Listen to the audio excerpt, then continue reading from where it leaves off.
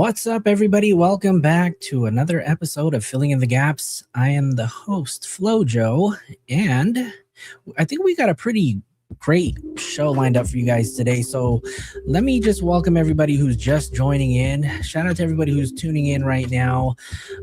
We have a few special guests that I'm going to introduce you guys in just a minute. But first, I just want to make sure that I say hello to everybody that is in the chat. Heather is in the house. Kim Wells here. Natalie Coombe, how are you? Valerie's here. Culpepper Adventure says TCB in the house. Let's go. That is right. We got a few special guests in the house. So Blair McIntyre, welcome. Where's my girl? They're on their way. I promise you guys, hang tight. First Everybody's podcast is in the house in Autumn. All right, you guys, without further ado, let me just introduce you guys to two of our guests. We have Elena from Crime Scene Collective, and we have TCB. We're going to be joining the show on Filling in the Gaps, and we are just going to be talking. Today, we're going to be covering Nancy Guthrie, right? Because there is so much to talk about on the Nancy Guthrie case. A lot that's happened in the past 24, 48 hours. And then we're going to jump into Elena Moore. So I do want you guys to just hang tight. But first, let me go ahead and introduce our guests to the show. We have Elena from Crime Scene Collective. And hold on, I don't like this view. We're going to do this view. Can you guys hear me? I can. Hi. Elena, TCB, how's it going? Good. How are you? Thanks for having me tonight. Thanks for having me. Welcome to the show. So, Elena, if you guys just want to go ahead and introduce yourself really quick, go ahead and the floor is yours.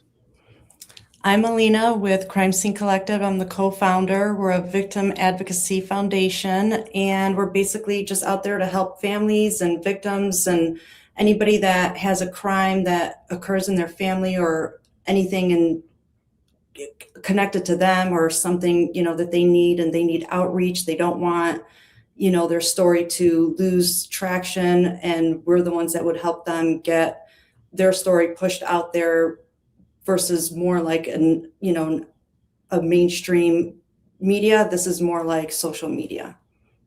Perfect. Thank you so much, Elena. Welcome. And TCB, welcome to the show. Thank you. How are you? Go ahead and introduce yourself.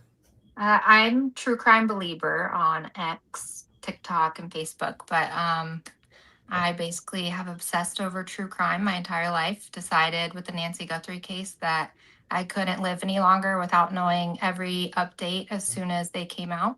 So, I pretty much focus on providing facts for people and updating everyone as soon as new information comes out. Awesome. We've had Elena on the show during one of our last lives, but TCB, this is your first time here on our show. I'm curious, what kind of got you? You said you've been following true crime for all your life, but what got you into just finally putting your voice out there on social media and on your platform? I used to just stalk cases on TikTok, and then I don't remember, I think it may have been the Nancy Guthrie case when I started to realize if you go on X, you find out information hours and sometimes days before the mainstream media actually releases it. So I was like, you know what, I'm just going to make a page. I didn't think it was going to take off or anything. And it ended up taking off a little bit, and that was super exciting. So, yeah. Awesome. Well, we've got a lot to cover in today's episode, and we mentioned earlier we're going to start off with the Nancy Guthrie case. And right now I have a video that I have pulled up, and this was a video from TMZ because I can't remember if it was TMZ that was the first outlet to mention it, or if it was Brian Enton. Do you guys remember which one was first? To mention which? The ransom note, the second letter. I think it was TMZ, but I don't know for sure, but I think it was TMZ because they were the ones that received it. I thought it was KVOA or KVOA. Yeah, I was just going to say, and I know that also the local station, so it could have been either or. I just know that a station, via TV or, social media released it before MSM got it. Yeah. So we know that the two local news media outlets received the ransom letters first, and then somehow, some way, TMZ got involved, and then I believe they were the first outlet to just talk about it. We received the ransom letter, and that's where it kind of blew up. And then, Mhm. days following after, TMZ just kept receiving ransom letters, and then there was this whole conspiracy: are these letters real or not? And for the longest time, we have been led, I guess, by mainstream media to believe that there's no legitimacy to any of these ransom letters, ransom notes, whatever you want to call them, right? Right. Up until 24 to 48 hours ago, Right. where Yes. TMZ kind of drops this bombshell article, or during one of their lives. They do everything at the same time, but TMZ basically came out and he put this video out, and he put out two videos. So we're not going to take a look at the first one. We're going to take a look at the one that he put out yesterday, because it kind of encompasses everything that he talked about on the one 2 days ago. But let's go ahead and bring this video up really quick, and we'll listen to this and see, what everybody has to say about it. A lot to be confused about in the Nancy Guthrie case. We received, as you know, the first ransom note along with two Tucson stations, television stations. And in that note, the kidnappers made it clear that they wanted $4 million within days of the time she was captured. And if the Guthrie family didn't pay that money, it would go to $6 million. And a week after the kidnapping, basically, they said they would kill her if they didn't get the money. So there was a second ransom note now that we know about that one of the Tucson stations got. In that note, which was sent 5 days after the kidnapping, it said that Nancy Guthrie was dead, and that apparently said she was buried somewhere. Now, we know that the second note did not contain a ransom demand. And that's why it was so confusing that following weekend, when Savannah Guthrie said to the world that they wanted to bring their mother home to celebrate, and they would pay the money. And that money was never paid. And we know that because we have the Bitcoin address, and the Bitcoin address in the first ransom note was the same as the Bitcoin address in the second ransom note. And no money was ever paid other than a very small amount that the FBI put in to see if they could trace the Bitcoin address, which they could not do. So the question then becomes, why did the Guthrie family fail to pay the money? When you think about it, that second note saying that she died accidentally, that they didn't kill her, but she died accidentally, which is the way this is now being reported. They're essentially saying, look, we didn't do it. We weren't there to kill somebody, even though we threatened to. And she died on us. And we're sorry, essentially. I don't think they used the words "we're sorry," but they said, look, we didn't do it. She died shortly after the kidnapping. And it kind of makes sense with all her health problems, the fact that she didn't have her medications, and it must have been beyond extremely traumatic. So if that's true, what Savannah Guthrie is faced with is, we got this second note and we believe it's the kidnappers, but now they're not asking for a ransom demand in return for telling us where the body is. So we're putting it out to them. Tell us how much you want. Tell us where the body is so we can bring her home, because the $6 million may not be on the table anymore. They may be so freaked out and scared that she died and that they're going to be charged with murder that they're just basically leaving it alone and saying, we're done with this. And so to pay $6 million when it looks like they've just freaked out and gone away. What she did instead was to say, look, tell us what you want. We want to bring her home. And that means bring the body home. And they never responded after that. They never responded to us, and they never responded, apparently, to anyone else. And that may be the answer as to why Savannah said, we will pay. But she needed to know, will you give us the body back if we do? And what do you want? And they never said that. So that may explain this curiosity of her saying we'll pay, but never did.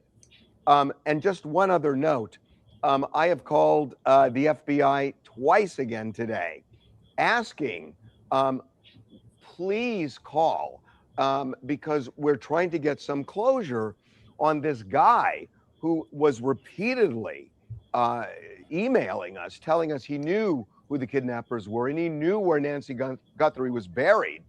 And still no response from the FBI. Something is going on. I don't understand it. And I'm telling you, the reason I don't understand it is we were in constant contact with them, and they were always responsive. They were calling us a lot, and we had a very open kind of relationship that went back and forth until I called about a month ago and said, look, what if we do a documentary, pay the money, and see where it leads us? And that just slammed the door shut for some reason. I don't know what that's about, but it's not coincidental that that conversation was had and then they just went radio silent. So the documentary, ladies, what are your thoughts on this whole documentary that Harvey wanted to shoot? See, now that changes a lot for me, especially because that's a little tidbit that, I mean, just the way he's looking at me, I can't even, but just the way, like, he says, he kind of like slipped that in nonchalantly there. Like, we said, you know, just, we'll do a documentary and we'll pay it, right? He wanted to say that on a lower, you know, scale, the documentary part, but then he says it louder that we'll pay it. But I mean, who wants to see the discovery of their mother's body buried just so they can make money off of it for sensationalism? Like, this is where the disconnect is. If he thinks that they just blew him off because they don't want his help, that's not it. It's because he wanted to sensationalize him finding her body. Like, that's gross. Like, what are they, like, can he not see where this is just not okay? Like, he is using this platform to expose the like how disgusting this is. I mean, that's my takeaway from what I just heard. And he's trying to, now Levin's the victim. Oh, poor you. You don't have the story, you know, like, boo hoo. Like, come on, you have a million other stories. Go on Skid Row, help those people. You got the money. You got $6 million to put up for this ransom. For why? Like, let the family deal with that. You got $6 million. Go help your own community. You're not even in Tucson, bro. Go home. You know, like, I don't get his connection. He still to this day won't say why he's so involved in this. In the beginning, I was like, well, maybe it's because of what TMZ stands for. And I was wrong in the beginning. I said, oh, it's 10-mile zone. And maybe that's a subliminal message as to where Nancy is. But then I found out, and I was corrected. They said it's 30-mile zone. Okay, maybe that's a subliminal message. Maybe she's within a 30-mile zone. And that makes sense with where the border is. And that's why they brought him in. I don't know. But yet, why are they part of this? Truly, why? And nobody can tell us. He can't. Like, what is it? Are you connected with Savannah somehow that we don't know? Just explain yourself, you know?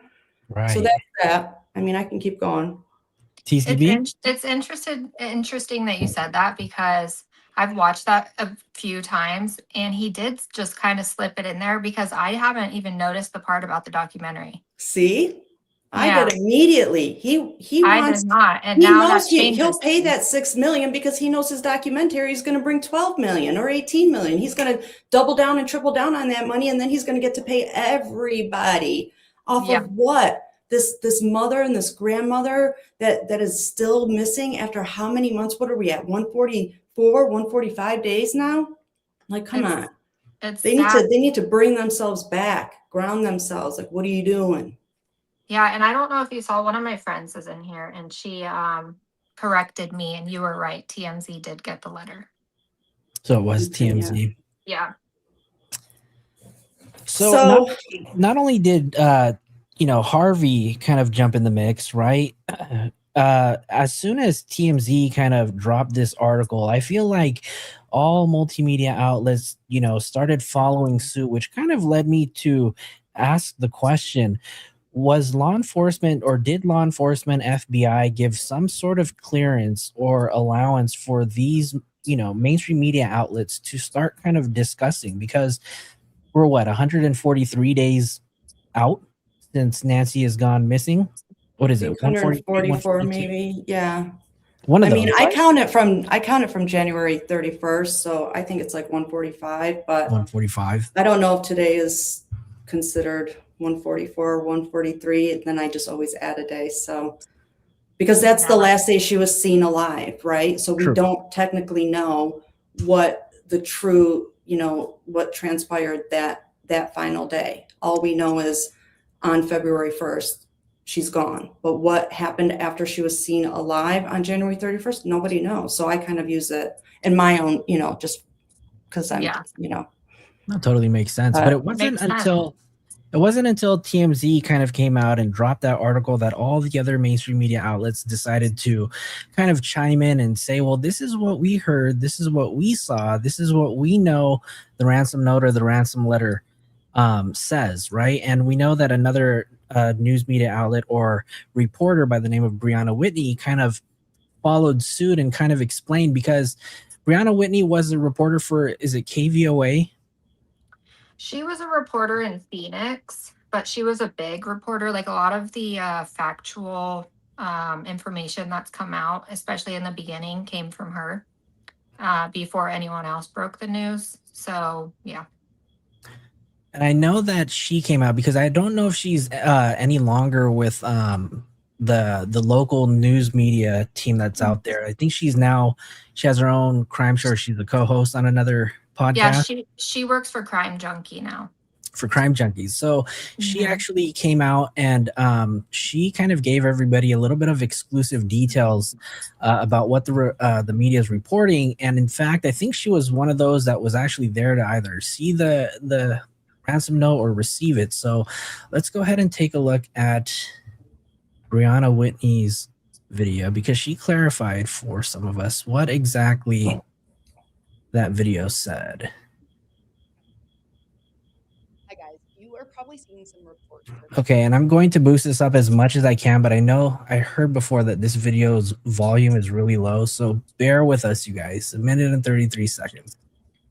This afternoon about the second Nancy Guthrie ransom note. Some media confirming that it said Nancy died and that she was buried in nature. I'm Brianna Whitney, Crime Junkie's breaking news reporter, and I have spent months and months covering the Nancy Guthrie case, boots on the ground.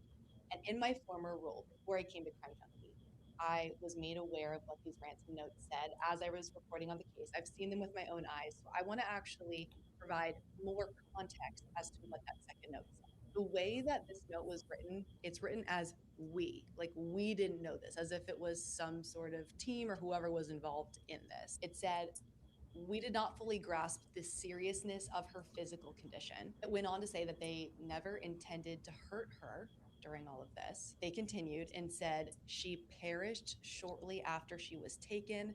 They believe that it was heart related. And then what the reports were confirming earlier today, that she was buried with nature. And maybe the most important part of the second ransom note, it said, nothing you could have done could have changed the outcome. We are truly sorry. So that's what I know from my reporting on this case. And that second note came in the first week of the investigation. Now, the FBI never came out and confirmed whether or not these ransom notes are legit. We knew that they were investigating them, but months have gone by. They never confirmed more. But we do know that Savannah Guthrie said she believes that these 2 notes are real. We will keep you up to date on the Nancy Guthrie investigation as it continues. Hi, guys. Okay, so I'd like to say some things about this, okay? Absolutely. So originally we were told that these were ransoms. So that the second letter came out on February 6th. And yes, all of that stuff is correct, that it said, that she was buried with nature, and that she, it said things like I wrote some notes like that she was buried with nature, her death was not intended, stuff like that. And originally we were all given the title of these notes as ransoms, right? But in the last 24 hours, they have now changed the tune and are saying that, all the other letters were ransoms, but the second letter is now being referred to as a letter, right? Yeah. They're not going to say it's a ransom, but they now want to refer to it as just a letter. And that is because there was no monies or something spoken in there, right? So this is what they want to push out to us, the public and the civilians and, the citizens of Tucson, the community, right? And they're saying now the second letter, but they knew this information back then if they're going to say that there was no money. Now hear me out on this. So when that second letter on February 6th came out, Savannah and her brother and sister put out a video right after that. That's the one where Savannah was in the middle, and then Annie was to one side, Cameron was to the other, because obviously where else would they be? Not on her head. But you know what I mean, that video. And in that video is where Savannah's just speaking. The other two aren't speaking. And she says things like, "We received your message. We understand." And this is where all of us heard her say, we want her back so we can celebrate her. So, us as the public, we kind of surmise that this is when she's insinuating that they have now accepted that, Miss Nancy is no longer with us, and that she's buried and she never made it through that, ordeal. And they just want the body back so they can have a proper funeral for her. And this is what she means by the whole celebrated part in her message, right? But furthermore, as she continues that whole video to everybody, she then says, "We will pay." So now tell me how this second letter on February 6th is not a ransom when she literally responds to it. And in that response, she says, "We will pay." So how are we now supposed to forget that and put that away and be like, "Oh, okay, we are going to just agree because y'all said so," and say this is, that video. And now just say, I think it's that one. I don't know. Actually, I think it was the other one. And say, we are all going to, put this letter aside and call it a letter, or put this note aside and call it a letter now because you said so. I mean, she literally says in her response to this letter on February 6th, "We will pay."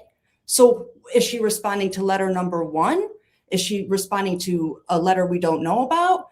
But now they just want to mix all this stuff around. We are more than halfway through June. We're approaching July, and they want to change verbiage from February 6th all of a sudden. Why? And in my opinion, and this is just my opinion, I think it's another one of, hey, if you look over here, you won't notice what's happening over here, and we know that there's some activity, and we're hearing that there's an arrest, imminent, and there's looming information, and maybe Porch Guy is going to be arrested and whatever. Maybe that came out kind of prematurely, because honestly, I don't think there's an arrest coming on Porch Guy. I still stand by that this is a wrench kidnapping. And with that, I think Porch Guy is already laying somewhere where Nancy is. And I don't mean to say that in a gross way, but I don't think that he's around with us anymore.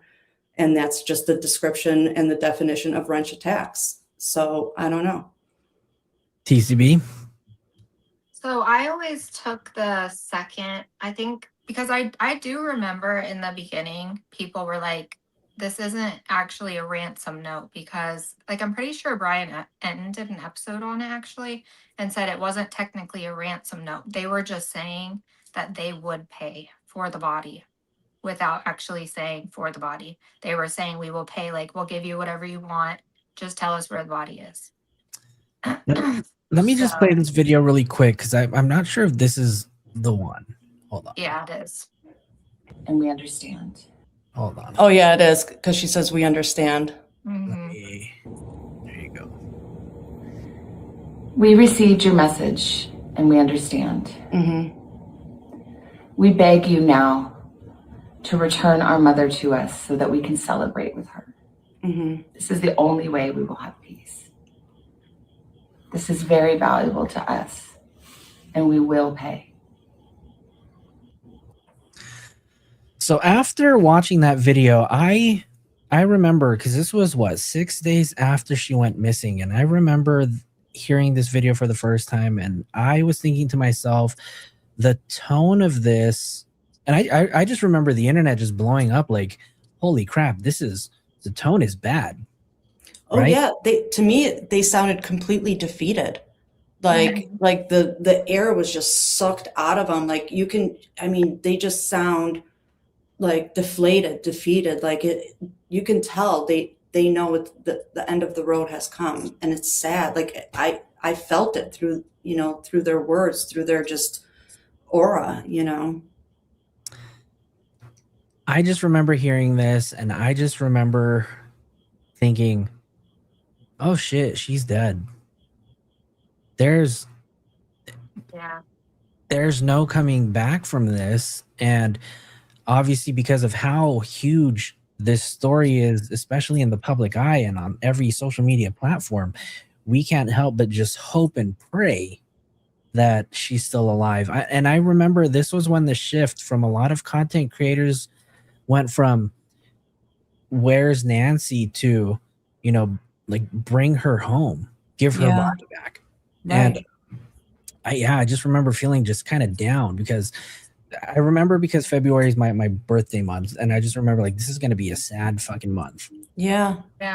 It went from a search effort to a recovery effort, like just like that, and it went from keeping an eye out for, is there a car or is there this, to all of a sudden, even at that point, everyone's looking down on the ground for, should we look for a mound of dirt somewhere, and, and some signs of, burials versus a getaway car. It just literally shifted how people are, even searching for Nancy, because there was a lot of hope. There really was.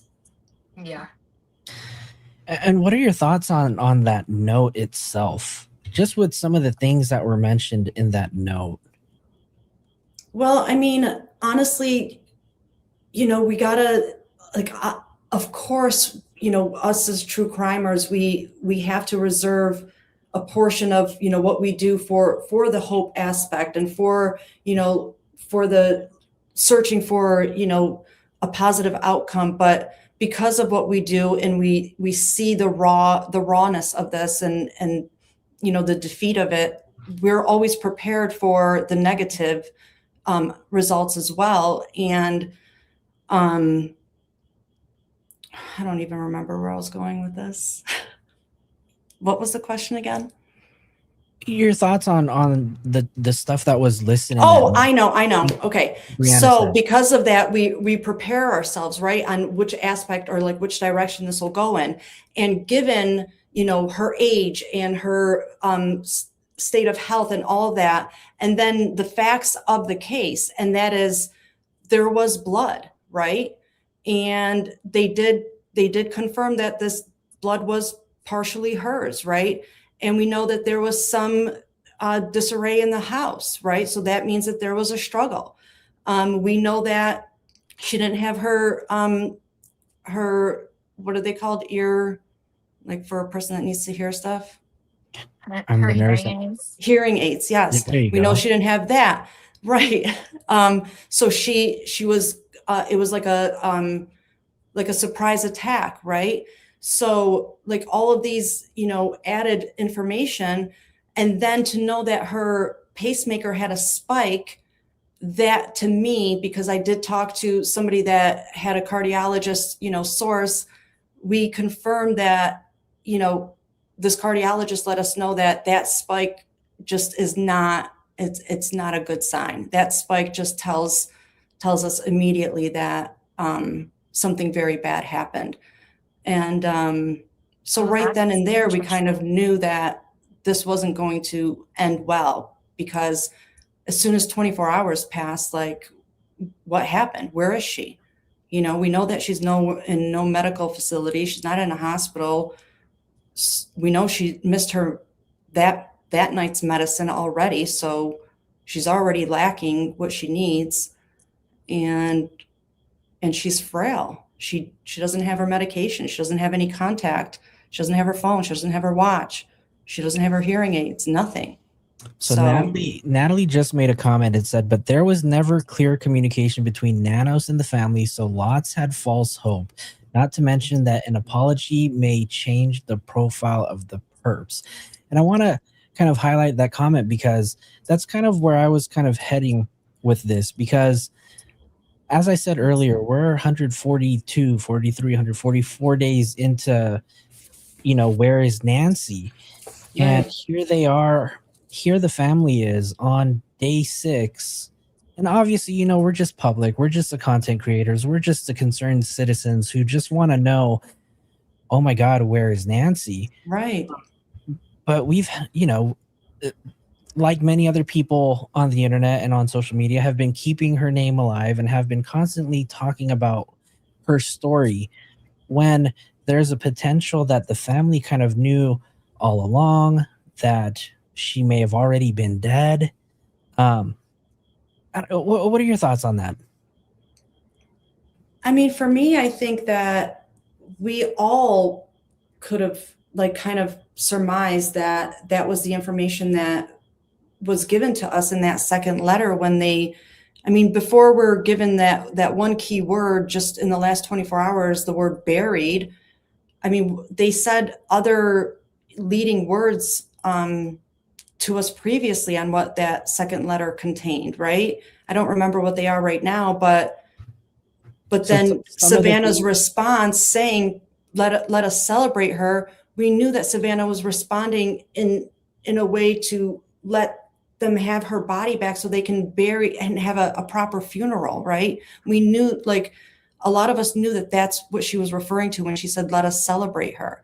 People weren't, I mean, I don't know if maybe there was a percentage of people that thought they wanted to throw her a big party, but I mean, I don't know of those people. I think for the most part, they knew that insinuated we want to have a proper funeral for her. So some of the things that were mentioned, that were spoken or written in that ransom note, the whatever you want to call it, was she perished shortly after she was taken. She is buried in nature now, and we are truly sorry.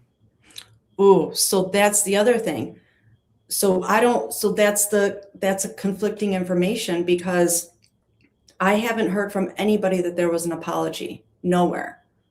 And then I don't mean to jump all over the place. I just want to make sure I get this out. So the verbiage in this letter, the buried, the she's with nature, all of that. So, like, what we have known up until this point is that TMZ has received the same letters that the family has received, and the other news stations. But now TMZ is saying that their letters had none of these words in them.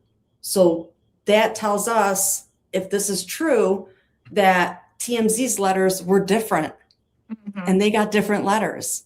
Yeah, so that's what I was thinking too. Now it's like, well, so it's not just 6 letters. It could be 12 letters or 8 letters or 17 letters. Like, holy cow. So are these people just sending letters to whoever? And did TMZ even really receive letters? Like, what's going on? So they're not matching up. They never, up until this point, the FBI didn't reach out to Levin and be like, hey, we need to see these. And now we're just finding out again, after over, almost at 150 days, that their letters don't even mimic each other. And that's probably a reason why the FBI may have ghosted TMZ, right? Because there's a possibility that they may have found out that maybe the letters that were received by TMZ were not legitimate. However, maybe some of the stuff that was included in there is very similar, but no legitimacy. I mean, It is odd that TMZ did receive letters. They were the first to speak about it, and they just decided to just put it out publicly when all the other news media outlets like KVOA, KOLD that received the true ransom letters, or what we're being told, maybe the real ones, they decided not to speak on it for the sake of privacy for the family. Right. TCP, thoughts on that? I swear I remember Harvey Levin when he got the one that said that she had died. That he specifically said he couldn't share it because he was asked by the FBI not to, and that there was some disturbing details in it. So I do wonder if he got the same one. But then again, he's saying there wasn't an apology in it, where Brianna Whitney is saying that there was. So it's hard to say. Well, not to mention, too, that there was another person in the mix who decided that I'm going to take my shot and send a ransom letter, and then I'm going to find, the phone numbers to the family, the daughter and the son-in-law, and I'm going to call them up, and I'm going to ask them where this Bitcoin money is. Derek Colella, right? Derek Colella decided that he wanted to join the mix, and not only he became a celebrity overnight, right? And the crazy thing about Derek Colella is he's all the way out here in California. He's nowhere close to the Tucson area, and he was immediately picked up. I don't know if this was on February 13th. Was this the same day that everything was going down? No, he got arrested. It was whenever the FBI did their first press conference, which I think was within the first week. I could be wrong, but I'm pretty sure it was. Let me get that. Derek Colella's arrest date. Okay, so he was arrested on February 5th. Yeah. So February 5th. Oh, wow. So this is before even this video came out. Mm-hmm. Wow. Because he sent it like within the first couple days. So he was really just trying to get in quick and make a run for it. What are your thoughts on his connection to the family? I mean, it's pretty easy to find people, and I would assume that Annie and Tommaso probably were easy to find because they're not celebrities and they probably don't have their stuff hidden. So I wonder if that was it, but I do find it interesting that all of this is coming out when he is about to take a plea deal. Take a plea deal, right? They say actually for what? Wasn't he supposed to be in court today or something? I thought it was today. His court hearing got delayed. I don't know anything about this. Yeah, it's really interesting how all this stuff's coming out, and his court date I thought was today, but I'm not sure. I haven't heard anything about it. So I think I heard, if I'm not mistaken, that his court hearing was delayed. But the question is what is he going to change his plea to? Is it going to be a guilty plea? Is it going to be a no contest? I mean, what exactly are we looking at with this Derek Colella guy? I think I have it. Let me look. You guys tell me what did he do? He's the one that sent a text message to Annie and Tommaso. I thought it was Levin was in hot water for something. I'm like, I need to know. Oh no. No. I was like, what did I miss? Oh yeah, okay. Sorry, I don't mean to cut you off. Let me see if I have. Let me grab a photo of Derek Colella in case you guys don't remember who this guy is.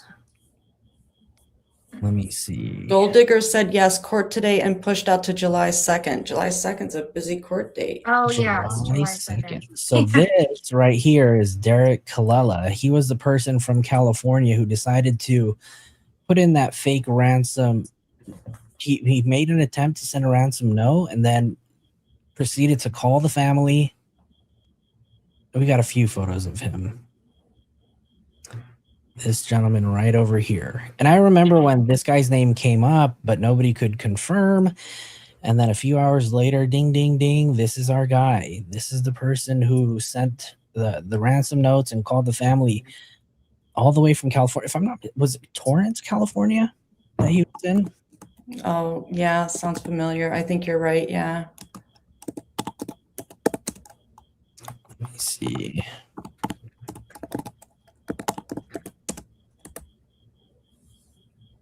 I'm trying to see. Here's, it just says Los Angeles County.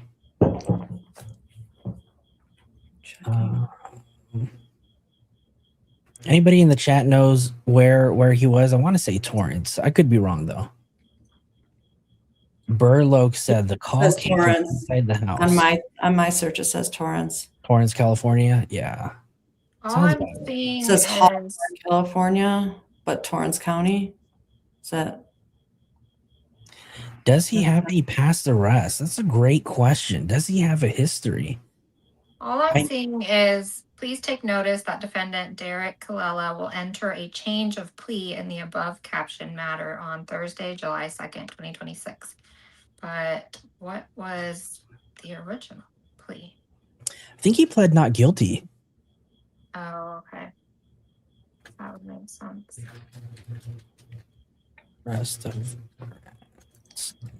I sent you an email, Joe. Let me look that up really quick.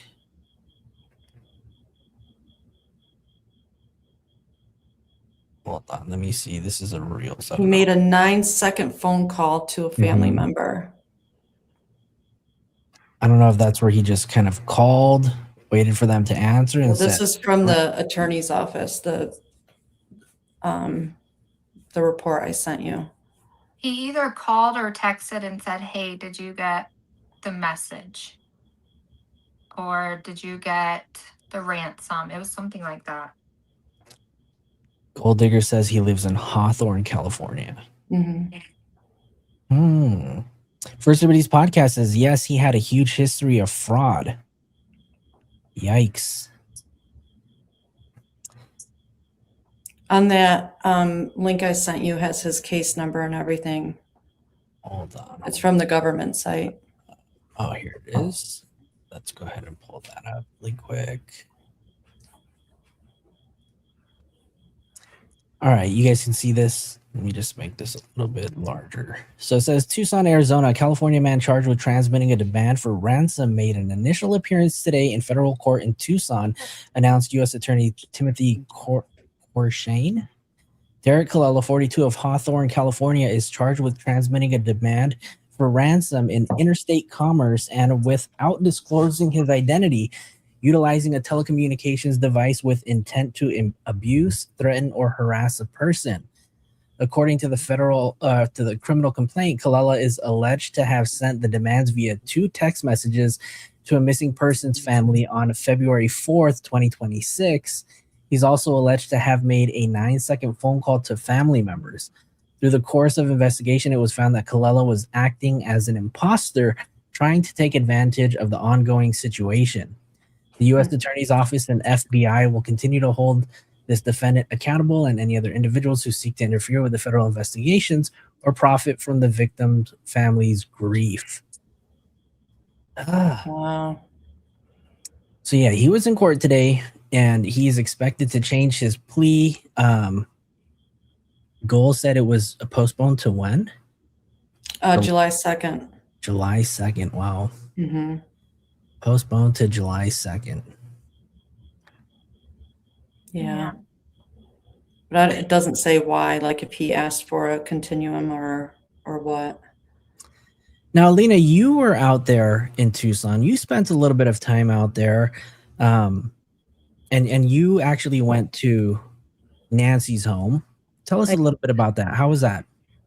So, yeah, I spent about a week over there, and I streamed all day. Like I would get there at like 7 o'clock, 8 o'clock in the morning, and I would just set up and I would just stream like everything that was happening, the ins and the outs. I was there when the, like one day the FBI just came in and like 3 cars, and like there was this whole ordeal. They came in on, because it was a one-way road, and some people were like saying that, Cash Patel was in the vehicle and this and that, but I think what turns out it was Savannah in the vehicle. Like there was just a lot going on during that time.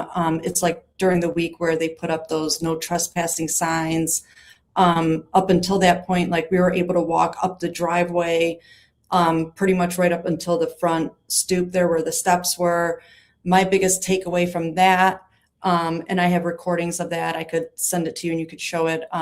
But I don't know how easily that will be right now. But like my biggest takeaway from that is how loud the driveway is when, when just somebody is walking up, and that's during the day. Like, when I was there during the day is when all of the mainstream media was there. There was other creators there, and it was just, and not only that, but people just showed up. Like people flew in to Tucson. They drove from, some people drove from Florida, from South Carolina, from all over the country just to pay their respects or just to see what it was like, to be able to drive by. And, some say, oh, I've known Nancy my whole life. And I'm like, how do you know her? And they're like, oh, because we watched Savannah on the Today Show. And I'm like, okay, so you've known Nancy your whole life, like things like this. Like people just have so much interest. And so there was just always this commotion and nonstop. And even with that, the driveway was so loud, just walking on it, or just like me taking a few steps on there. And like, that was my biggest, like, holy shit, I can't believe how loud somebody just walking on here. And this is during the day. And then to think at night, somebody coming up and with, no lights, no nothing, and how, just the footprint or footsteps coming up on that driveway, how loud that must have been. And the cameras around, how they could pick that stuff up. Like, I don't know how everybody else's cameras are, but like I had the Ring camera before, I've had the Nest camera before, and some of them will get activated based on loud noise. And that to me would have been loud enough to be activated, because it's like this loud crunching, like you're eating Captain Crunch, but like so dry that, like you just got it from the factory, and I don't know, like that was like so surprising to me that nobody even mentioned that whoever was there, whoever did this, knew to walk that driveway in a certain manner to avoid that, because you couldn't walk that driveway and not know what to expect. Like the rocks that, like her landscaping, the rocks that surround her driveway are stacked. And, we know that she's had that house since the middle of the mid 1960s. So we don't know if those rocks have been stacked since the 60s or since last week. So if that person wasn't familiar with the landscaping there, and if they hit one rock, it would have caused a rock avalanche, right? Which would have caused more noise and commotion. But this person knew exactly where to go and how to manipulate the walkway and the steps. The other thing that stood out for me too is, and I know this is going to sound super weird, but her steps only had 2 steps. And if you're walking there at night, in our, like how we were raised, and like typically, and you guys can check this out, steps it's typical in all of our lives that like if you're going to a park, you're going to a restaurant, it comes in 3s. So when we're walking on memory, our legs will do 3 steps, not 2. And if we do 2, our leg will automatically do a 3rd step. And then we're like, oh, and we kind of trip over ourselves.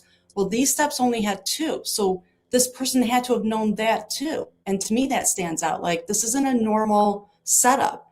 And that middle, and then she has a very narrow, thin handle, like a, railing in the middle of those steps that's black and thin. So how did he know? And it's kind of wobbly. How did he know he wasn't going to run into that and cause metal soundings, right? He knew that.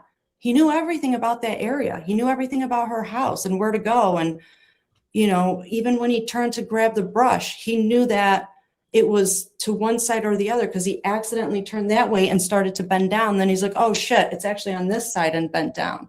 But by memory, he knew like it was because he already started to bend down to grab that brush, right? Like that's what leads me to believe that this was planned, and it was either like a blueprint given to this person, like you're going to go here, you're going to see that, it's going to be here. And, it's just, I don't know. there was a lot of things missed for sure. I was able to get a hold of the indictment for Derek Colella. Let's take a quick look at this really quick. So it says here the grand jury charges. Let me see. Okay, we can read a little bit of this.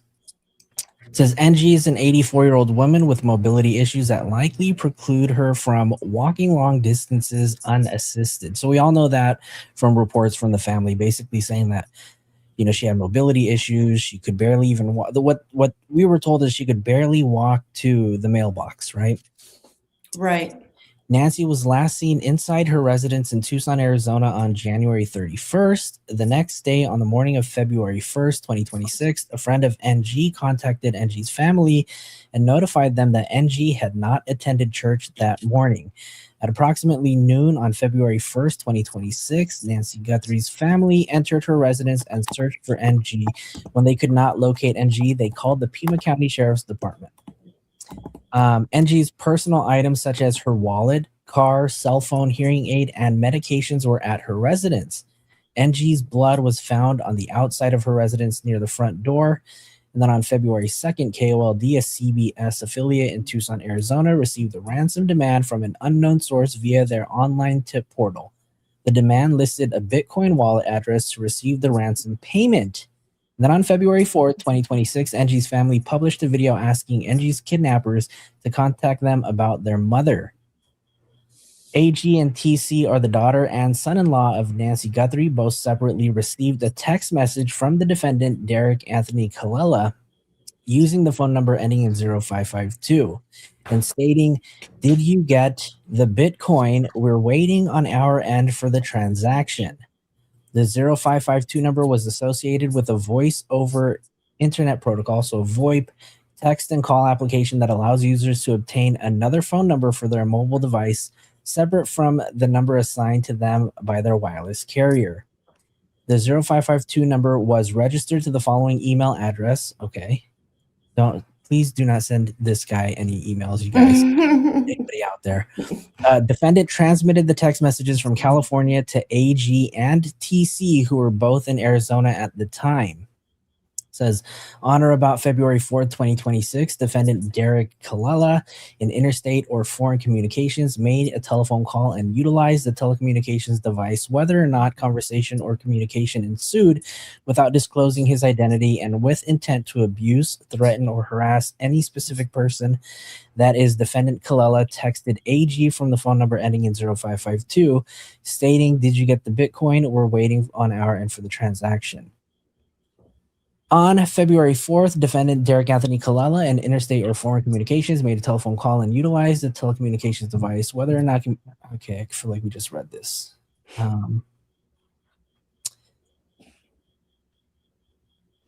What is he going to change his plea to? Or Elena.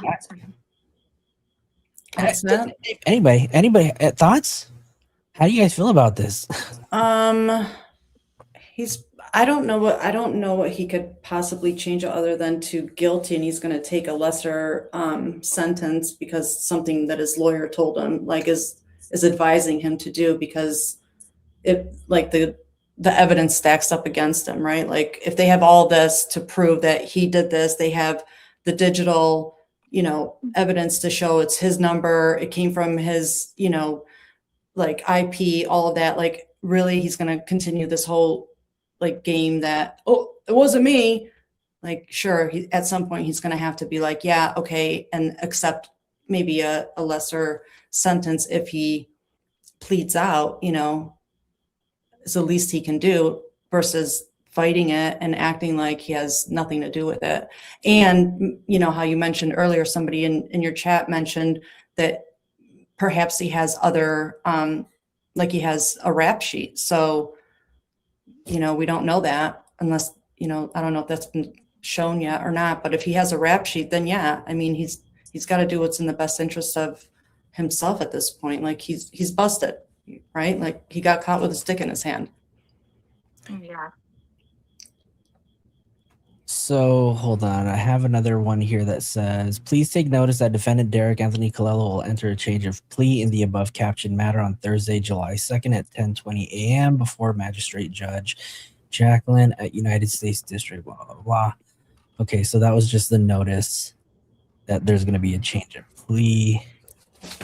So probably that's what'll happen on the 2nd, I'm assuming. Yeah. Yeah. And I want to ask, did you guys see the news that came out today in regards to everybody here in the chat is already familiar with the content creators that have been spending a lot of time outside of Nancy's home. And there have been a few content creators, YouTubers like who've extended their stay in front of Nancy Guthrie's home. And so put a 1 in the chat if you guys already know what I'm talking about. You guys already know who I'm talking about, and you guys have heard about the news that happened today. Oh, So for those of you guys who have not been following this case, a couple of weeks ago, there was a content creator by the name of Alex Zabel, also known as, or he runs the channel Criminal Network, was live streaming when he was visited by the Pima County Sheriff's Department, and they basically placed him under arrest. And they told him that it was time to go, and he put up a fight, and they basically cuffed him and booked him. He's obviously out now, but there was an article that came out today from TMZ, and they were basically saying the reason why he was arrested was because Savannah Guthrie was the one who called the police department, and she asked for them to arrest them, get him off of the property. Did you guys hear that? You guys heard about that today? Yeah, I saw that there was a post on, or like it was a TMZ article, right? And Let me that's pull who up, reported it first. let me go ahead and pull that one up really quick, that article. In the meantime, you guys are free to say whatever you want while I look for this. Well, so yeah, I mean, it's hard to talk about it because I try not to follow the drama of what's important over there, and that's, you know, getting closure for this family and finding out, you know, what really happened and what transpired that night or that early morning of, you know, February 1st or the evening of January 31st. But of course I'm aware of what's going on. I spent a week there, and it's unfortunate to me that it's kind of being dragged out and people are pointing fingers and kind of using this as a platform to, I don't know, for entertainment, I guess. And then it turned into, you know, derogatory statements against other journalists and reporters, which I don't support and I don't agree with. And that's honestly where I had to like draw the line on, you know, being like, oh, everybody, you know, everybody deserves a voice. And I'm an independent journalist too. And I, you know, I was there too. But, you know, now what is happening and how they're using this platform to, you know, say that, you know, rights are being admonished or whatnot. Like, I don't agree at all because the trashing and the derogatory statements is just, it's not okay at all. And I don't support that. All Day Adventure says freedom of the press, like him or not. And I can't disagree with you, right? Freedom of the press, like him or not, right? And to be honest with you, it doesn't matter what side of the fence you guys lean on, whether you support him, you don't support him. I mean, to be honest with you, that's a story outside of the whole Nancy Guthrie case. I mean, yeah, the Nancy Guthrie case, and whole goal is to find her, have her return home. Right? Absolutely. Yeah. Anything outside of the search for Nancy, to me, you know, is just all noise. TCB? yeah, I mean, I don't know. I saw the post that he made today where he was, you know, speaking really badly about Savannah and called her a biatch. let's bring that one up, because I do think that it is worth discussing, and fair Yeah, warning, I mean, because that this may made me pretty upset. I'm not gonna lie. Like, I don't know. That made me pretty sad, but did he remove it? Hold on. I have a copy of it if you need it. Bless you. Alina, did you Oh see no, your I do have it here. Yeah. Okay. This is the one, right? This is it.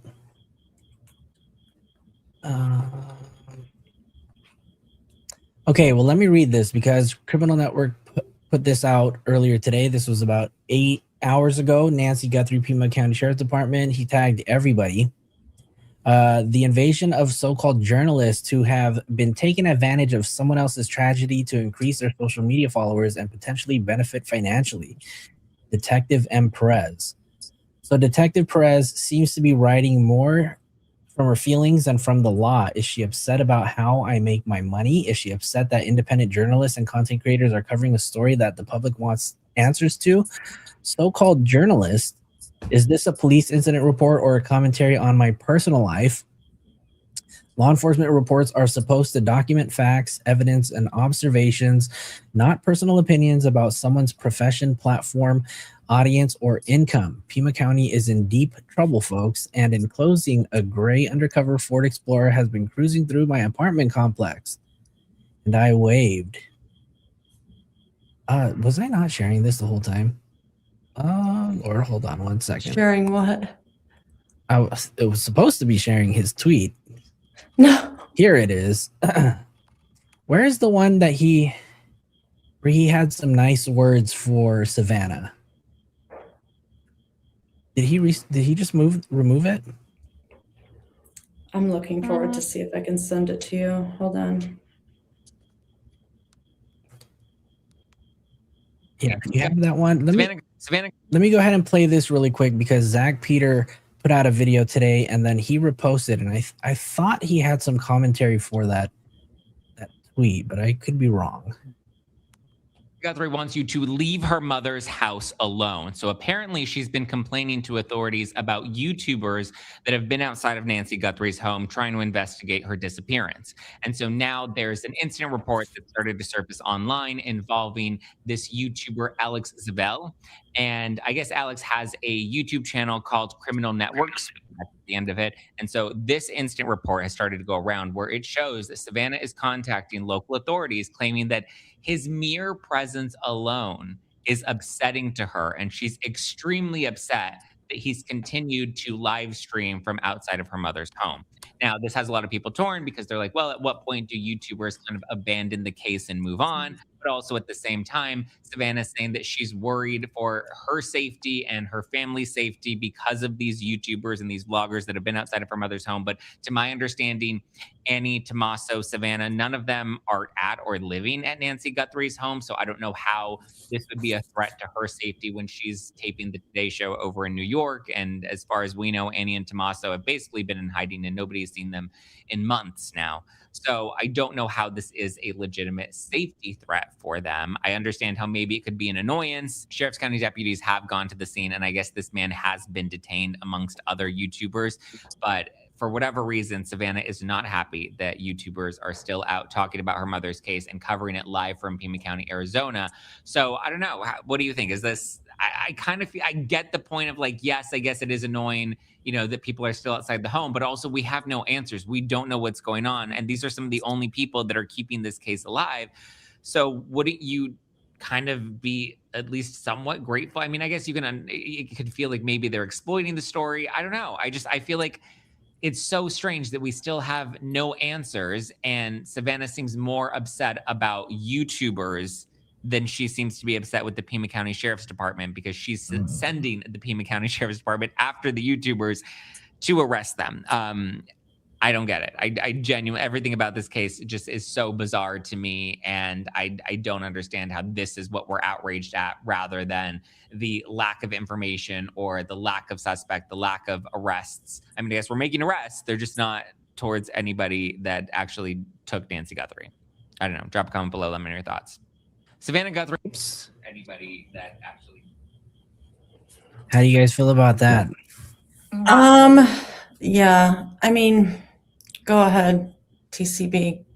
I don't know. Stuff like that just pisses me off because it's almost like I feel like people are attacking the family and like as if they're not going through enough. And I actually really like that creator, is it Zach Peters? Zach Peters, yeah. I actually really like him. And that one, I don't know, that kind of pissed me off because she is outraged. There was an article that came out like a month ago where she's really upset that, they're not communicating with her. And she's really upset because she feels like they made mistakes. And the fact that it's being blown up to, yeah, because she complained, but my thoughts on her complaining about it is she probably just knows that her mom wouldn't want this stuff going on in her neighborhood. Like she wouldn't want her neighbors being uncomfortable because she lived there for so long. And I'm not saying that that's right. Like there is freedom of the press. So it's not that I'm on one side or the other. It's just the fact that people attacking the Guthrie family is really disrespectful and sickening to me, especially when they're just kind of doing it for views or clicks. I just don't like it personally. Yeah. Absolutely. I think it's very distasteful. These are content creators, and obviously, if you don't want people to see you in a certain way, then maybe you should do things, that aren't going to grab this much attention. I think there were some things that were done in front of the home that were unnecessary and uncalled for. Like, obviously things that you have no control over, like having food delivered to the home too, that's not something you can control. But setting up a pee tent and taking a piss outside of the home and dumping that urine across the street, it's a little disrespectful if you do it on camera, right? I think Right. it would have been a completely different story if it was done Right. camera. Right. And, and we know that several of these creators were issued, some tickets, some arrests. And I honestly will say that I don't agree with all of the, tickets and arrests. I do agree with most of them. I do know that one of the creators doesn't sit out there hours and hours on end. They go out there and they're local. They go out there, they kind of report, they say what's going on, and then they head out. They just kind of do drive-bys, and they just kind of go in and out, and they just want to give the community what, the up to date, up to the moment information, and they really don't linger. I think that's fine. Another thing that I think that is kind of been overlooked is, when I was there in the middle of February. And during the time that I was there was a lot of activity with the house and, a lot of, changes and stuff like that. One of the things that happened when I was there was, I don't know who ordered this, but the house was equipped with full cameras. So, they had a company come out and they installed cameras everywhere, like almost like full surround, like in the front, on the side, and on the roof, in the back, here, there, everywhere. And I can assume this, I don't know for a fact, but I feel like they now have like a 24-hour feed kind of running somewhere of the footage to keep an eye out on mom's house, and to see what's going on, because it's probably one of the things that they're kicking themselves in the ass over, like, shit, we should have kept a better eye out over here, And I kind of feel like they're watching nonstop. And, we got to remember that it's not just Savannah, just because she's on TV doesn't mean that she's the only child in this family. There are nieces and nephews and grandnieces and grandnephews. There's grandchildren and all of that. And God forbid one of these children walk by that feed and see some people sitting out in front of the house with a mask on their face because they want to mimic the crime, And to me, that's where it crosses the line, because for these children, that porch guy is their modern day boogeyman.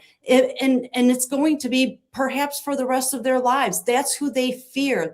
that is who they are afraid of forever, because that's who stole Granny. That's who stole Grandma or Nana or whatever they called her, Gigi, whatever, right? That's who took that special person away from them. And for children, you know, that house was a celebratory house where they had holidays and this and that. And now they have to maybe walk by and see some people taking a piss or a shit and then, you know, mimicking with a mask and laughing and being high or whatnot. Like, come on, enough is enough. Like, trust me, I support all of it. I'm doing the same thing, but please, like, can we just be more conscious of what is really being, you know, pushed out through this agenda? That's it. Yeah, I I'm agree. curious. TCB, you think this is going to stop content creators from streaming in front of the house? I do. I don't think that it should stop them completely, though, like on future cases, but I think the amount of time that they were doing it got a little bit excessive. And honestly, like, I thought that the P tent was kind of like, don't hate me for saying this, guys, but I thought it was like a little bit respectful. Like, he bought a whole teepee to go to the bathroom in so that he wasn't doing it out in public, you know? So, I mean, at least there's that. He had himself a little potty. I can't disagree with you on that, right? Because Yeah. he could have just whooped it out and just.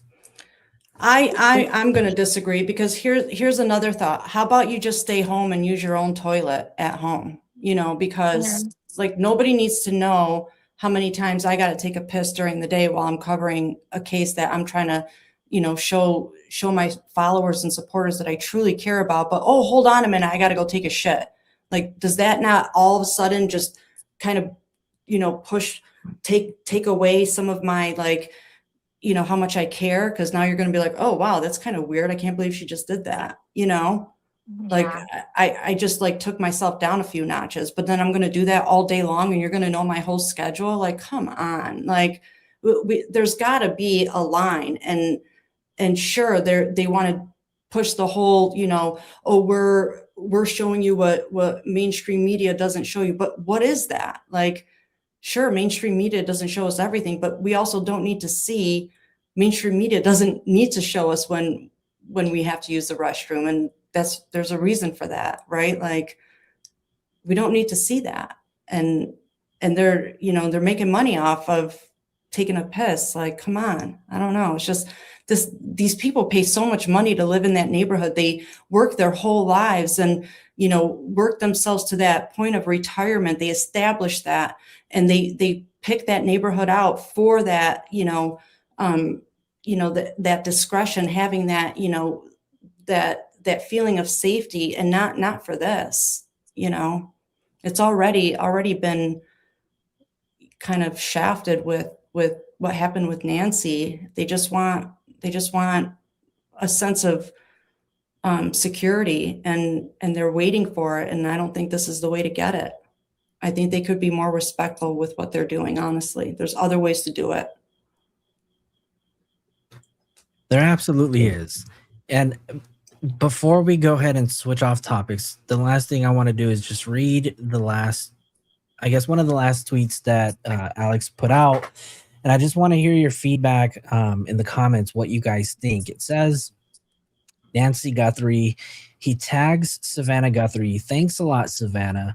All this tells me is that it's time to expose you, because why did the world just find out on day 143 that your mother had passed and that you'd known for a while? You're thanking Pima County Sheriffs? My only concern from this day moving forward is Nancy and Nancy only. F the Guthrie family. Yeah, I said it. Criminal MF Network. P.S. I have done more for your mother in the last 4 months than you ever will to find answers. Deuces, biatch. Okay, so I mean, if that's his stance, then let's just say, I mean, I don't see this happening, but let's say he finds Nancy, and if he's saying F the family, where's he going to produce Nancy? To who? His viewers? Because isn't he doing this for the families? Like, isn't that the point of wanting to be in true crime, is because you want to bring closure to families and help them with the case in front of them? Because, like, if that's lost on him, then he needs to revisit this. Yeah, I'm a little taken aback by this this tweet. You know, I mean, I share the same sentiment for the first paragraph or the first thing that he mentioned, you know, but also at the same time, I also recognize it's none of my fucking business, you know. If the Pima County Sheriff's Department, if the FBI, if the mainstream media is going to tell me any updates on Nancy, sure, I would like to know. I'm a concerned citizen and I care about the return, whether she's dead or alive. But who are we to, you know, demand answers directly from the family, including Savannah, you know, or shame them because they knew, right? Because at the end of the day, there's still one thing that hasn't been determined, right? And that is who the fuck took Nancy, right? And who killed her. Yeah. So, But plus, we have to remember that it's not like Savannah is this lone person acting all by herself. Excuse me. She has, you know, she has people directing her. She has people telling her, you know, don't look left, only look right. You know, all of that. Like, they're telling her the, you know, how to move, you know, with this, and she's being advised by lawyers, by, you know, therapists, by medical, probably a board of, you know, like doctors, everything, saying, you know, how to tame the audience, you know, and how to kind of have them at her fingertips so it doesn't cause waves in this. And like, their biggest goal is to bring mom home, you know, so she's going to listen to whatever they tell her, because honestly, that's their goal, is they want Nancy home whatever possible way they could, so they could have a final closure. So it's not like, you know, everybody thinks that Savannah and Annie and Cameron are just like out there, like, you know, loosely and doing whatnot. They're not. Like, I can literally 99.9% guarantee you, but obviously I have to say, this is just my opinion, that they are being led in this entire process. TCB. Sorry. I'm just No worries. responding to someone in the comments. What were you guys talking about? Sorry. Your thoughts on Criminal Network's tweet? Yeah, like I said, it just makes me sad. I just don't, like, they're victims, and I don't know. It made me sad. And, you know, like, Alex and I used to be friends, and he even asked me a couple weeks ago if I was against the streamers, and I told him no, I'm not, because I'm not.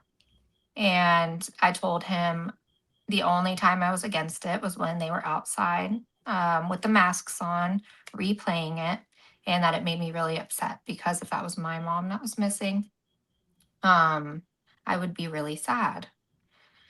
And he said that he understood. So, you know, I don't know if sometimes he just does things that are just like, I don't know how to describe it. If it's just kind of It's like a knee-jerk like- reactions, and just Yeah. kind of going with, you know, he's a lot of these, I'm not saying he is, I don't mean to like point fingers. I just think sometimes, you know, people get on lives and they're just like kind of adrenaline's pumping, and there's people in Yeah. chats and saying, do this, do that, you know, oh my God, look at the lights over there. And they're like, oh, follow the lights. I can't, you know, I'm blinded. And, you know, Yeah. and they just don't know what else to do, because they're just driven by this, you know, by the clicks and the, you know, whatever's happening. But that also to me would show that they're in the wrong, you know, genre, because they got to stay focused, especially if they're dealing with real people and real crimes. And real circumstances. This is not a joke. And these are real people's lives and children's and all of that. And it's not to be taken lightly. Yeah, I think sometimes he just says things in the heat of the moment, but I also think sometimes when people do say things in the heat of the moment, once they come down from that, they should apologize and take it back.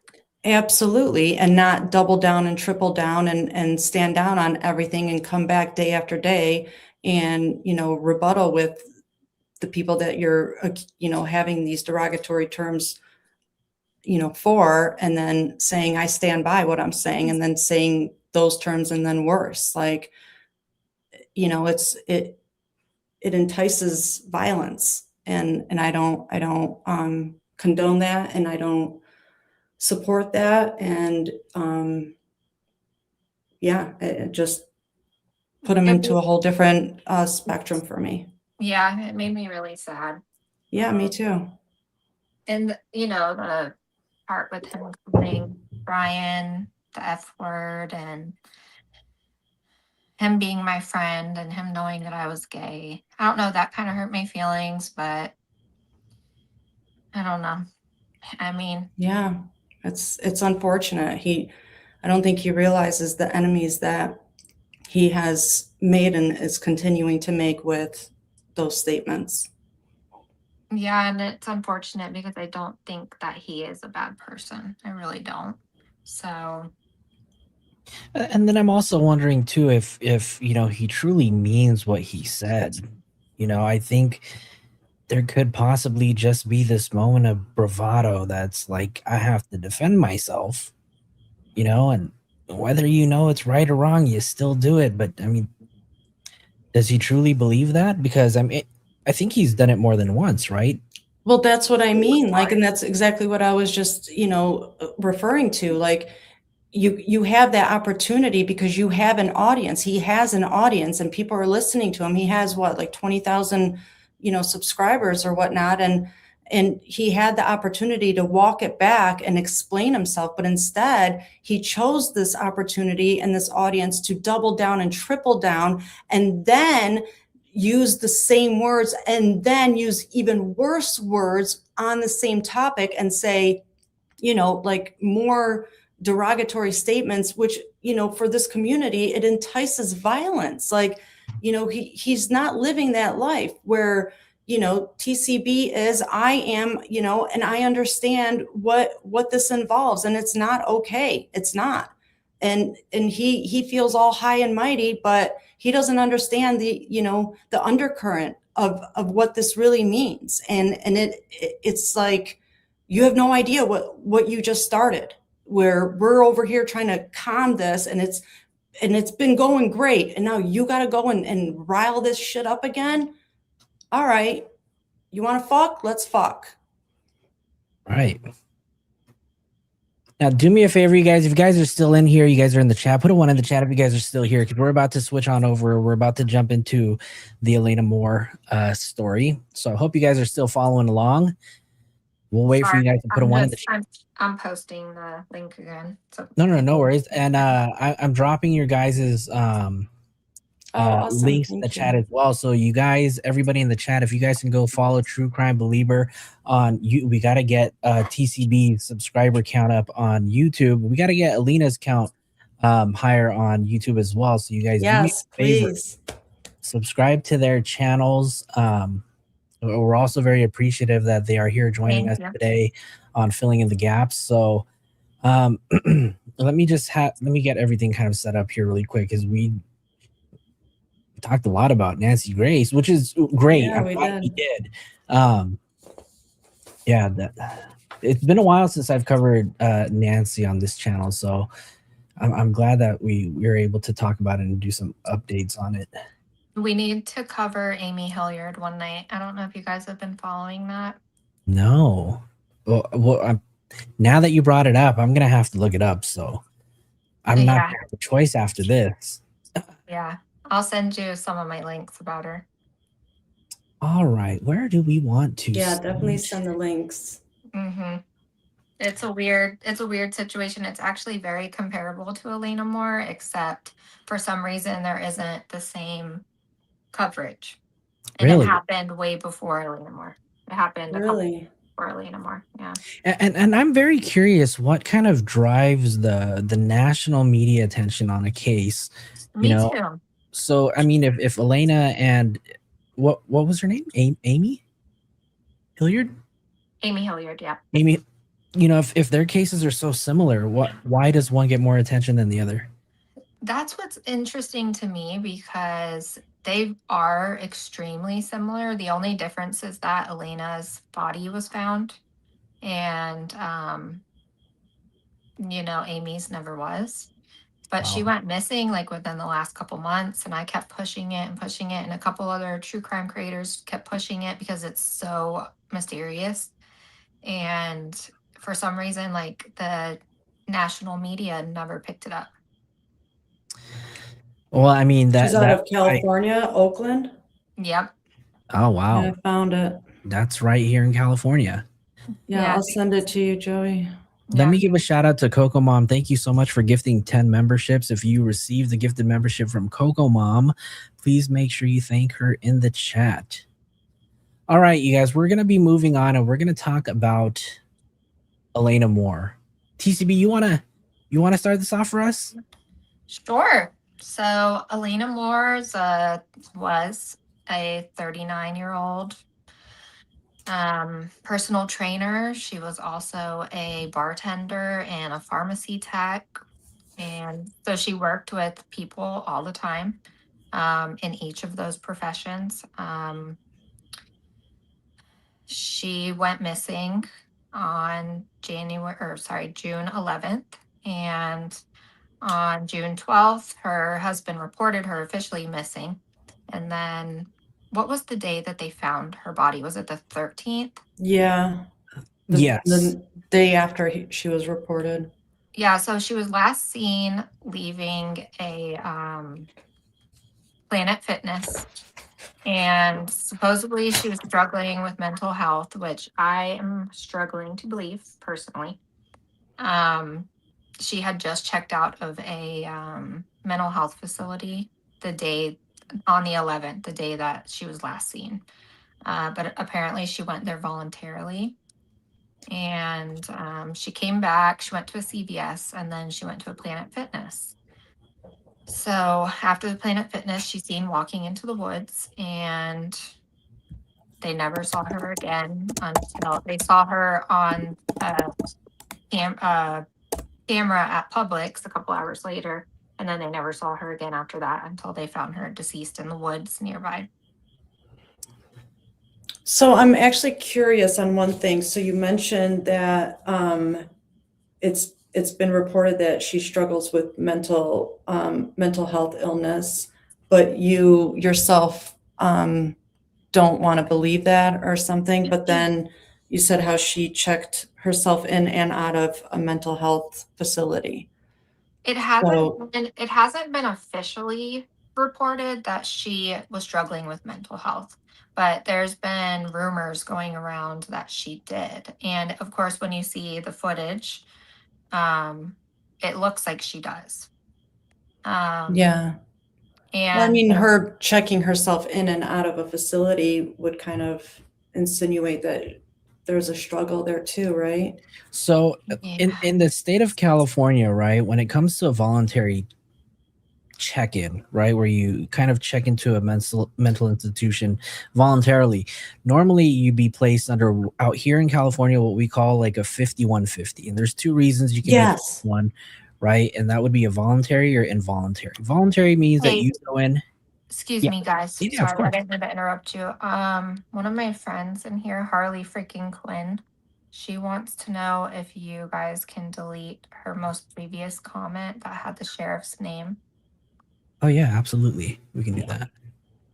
Okay, sorry. Well, hold on. Let's make sure She was actually messaging me earlier with some interesting info. Is it in my chat? I'm trying to see in my chat. Yeah, it's in yours. Let me see. Or mods. I tried to delete it. Did it work? Hopefully it's gone. I don't know if I can. It gave me the option to delete it. So okay, perfect. I think You're it's welcome, gone. love. There you Okay, go. yeah. So it says only the guest can delete the comment. Yeah, I Okay, so can't do it on Harley, you should be able to delete it.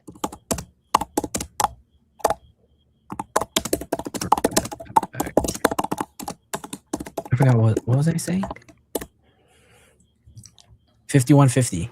5150. Yes, the 5150, right. So yeah, this is obviously in the state of California. I'm not sure what it is in South Carolina, but here in the state of California, 5150 is where you'd place somebody under a voluntary or involuntary hold, and that hold is normally a 72-hour hold. And there's 3 reasons that a person can be placed on a 5150 hold, and that would be if the person was a danger to themselves, if the person was a danger to others, or if they were gravely disabled. Now, gravely disabled would be deemed as someone who can't provide food, shelter, or clothing for themselves. So they would be kind of listed as gravely disabled. 2 people can place you under a 5150, and that would be law enforcement or medical professional, normally a doctor or whatever. But in this case, she went in voluntarily. So that means that she went at her own free will. And the difference between a voluntary and involuntary hold, at least here in the state of California, and I'll look into South Carolina, but the difference between a voluntary and involuntary hold here in the state of California is that an involuntary hold, you would have to remain there for the entirety of the 72-hour hold, right? For a voluntary hold, you can leave anytime that you want, as long as you are not a danger to yourself, a danger to others. So if she went in there voluntarily, she had the liberty to kind of check herself out whenever she wanted, right? I am very curious as to why she went in voluntarily in the first place. And I think I don't know if that's actually publicly out there yet, right? Mm-hmm. And if you're open to talking about speculation, I can add to it. Absolutely. None of this is confirmed, but I've gotten a couple messages from her, people that say they're her friends, that said that she had been telling people for weeks that her husband was telling everyone that she was crazy and that she was schizophrenic, but she was afraid of him and trying to get away. And so I don't know if he convinced her that she was crazy. And Is this the person with initials B? The husband? yeah. Okay. Yeah. Just so everybody knows who we're referring to. Mhm. So Without saying his name. Because I don't know if you want to share people's names. I don't know what your rules are on here. well, I mean, I don't think his name is private. I think his name is already out there, right? So his name is Brandon public. Slice. Brandon Splice, is it Splice? Slice? I thought it was I Slice. think Like, are you still in here, Harley? It's Spice or Splice, right? Hold on, I have it here. Hold on, Splice? let me get my notes because I have my notes here. yeah, I have it in the Where notes. did I put it? It's on.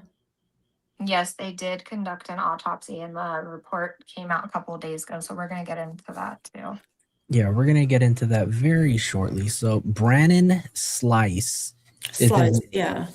and so a little bit of history, not too much of a history, but the husband, Brandon Slice, is a former law enforcement who served 14 years in the sheriff's department. He was a sheriff's deputy, and I believe now he's currently working as a private investigator for a law firm.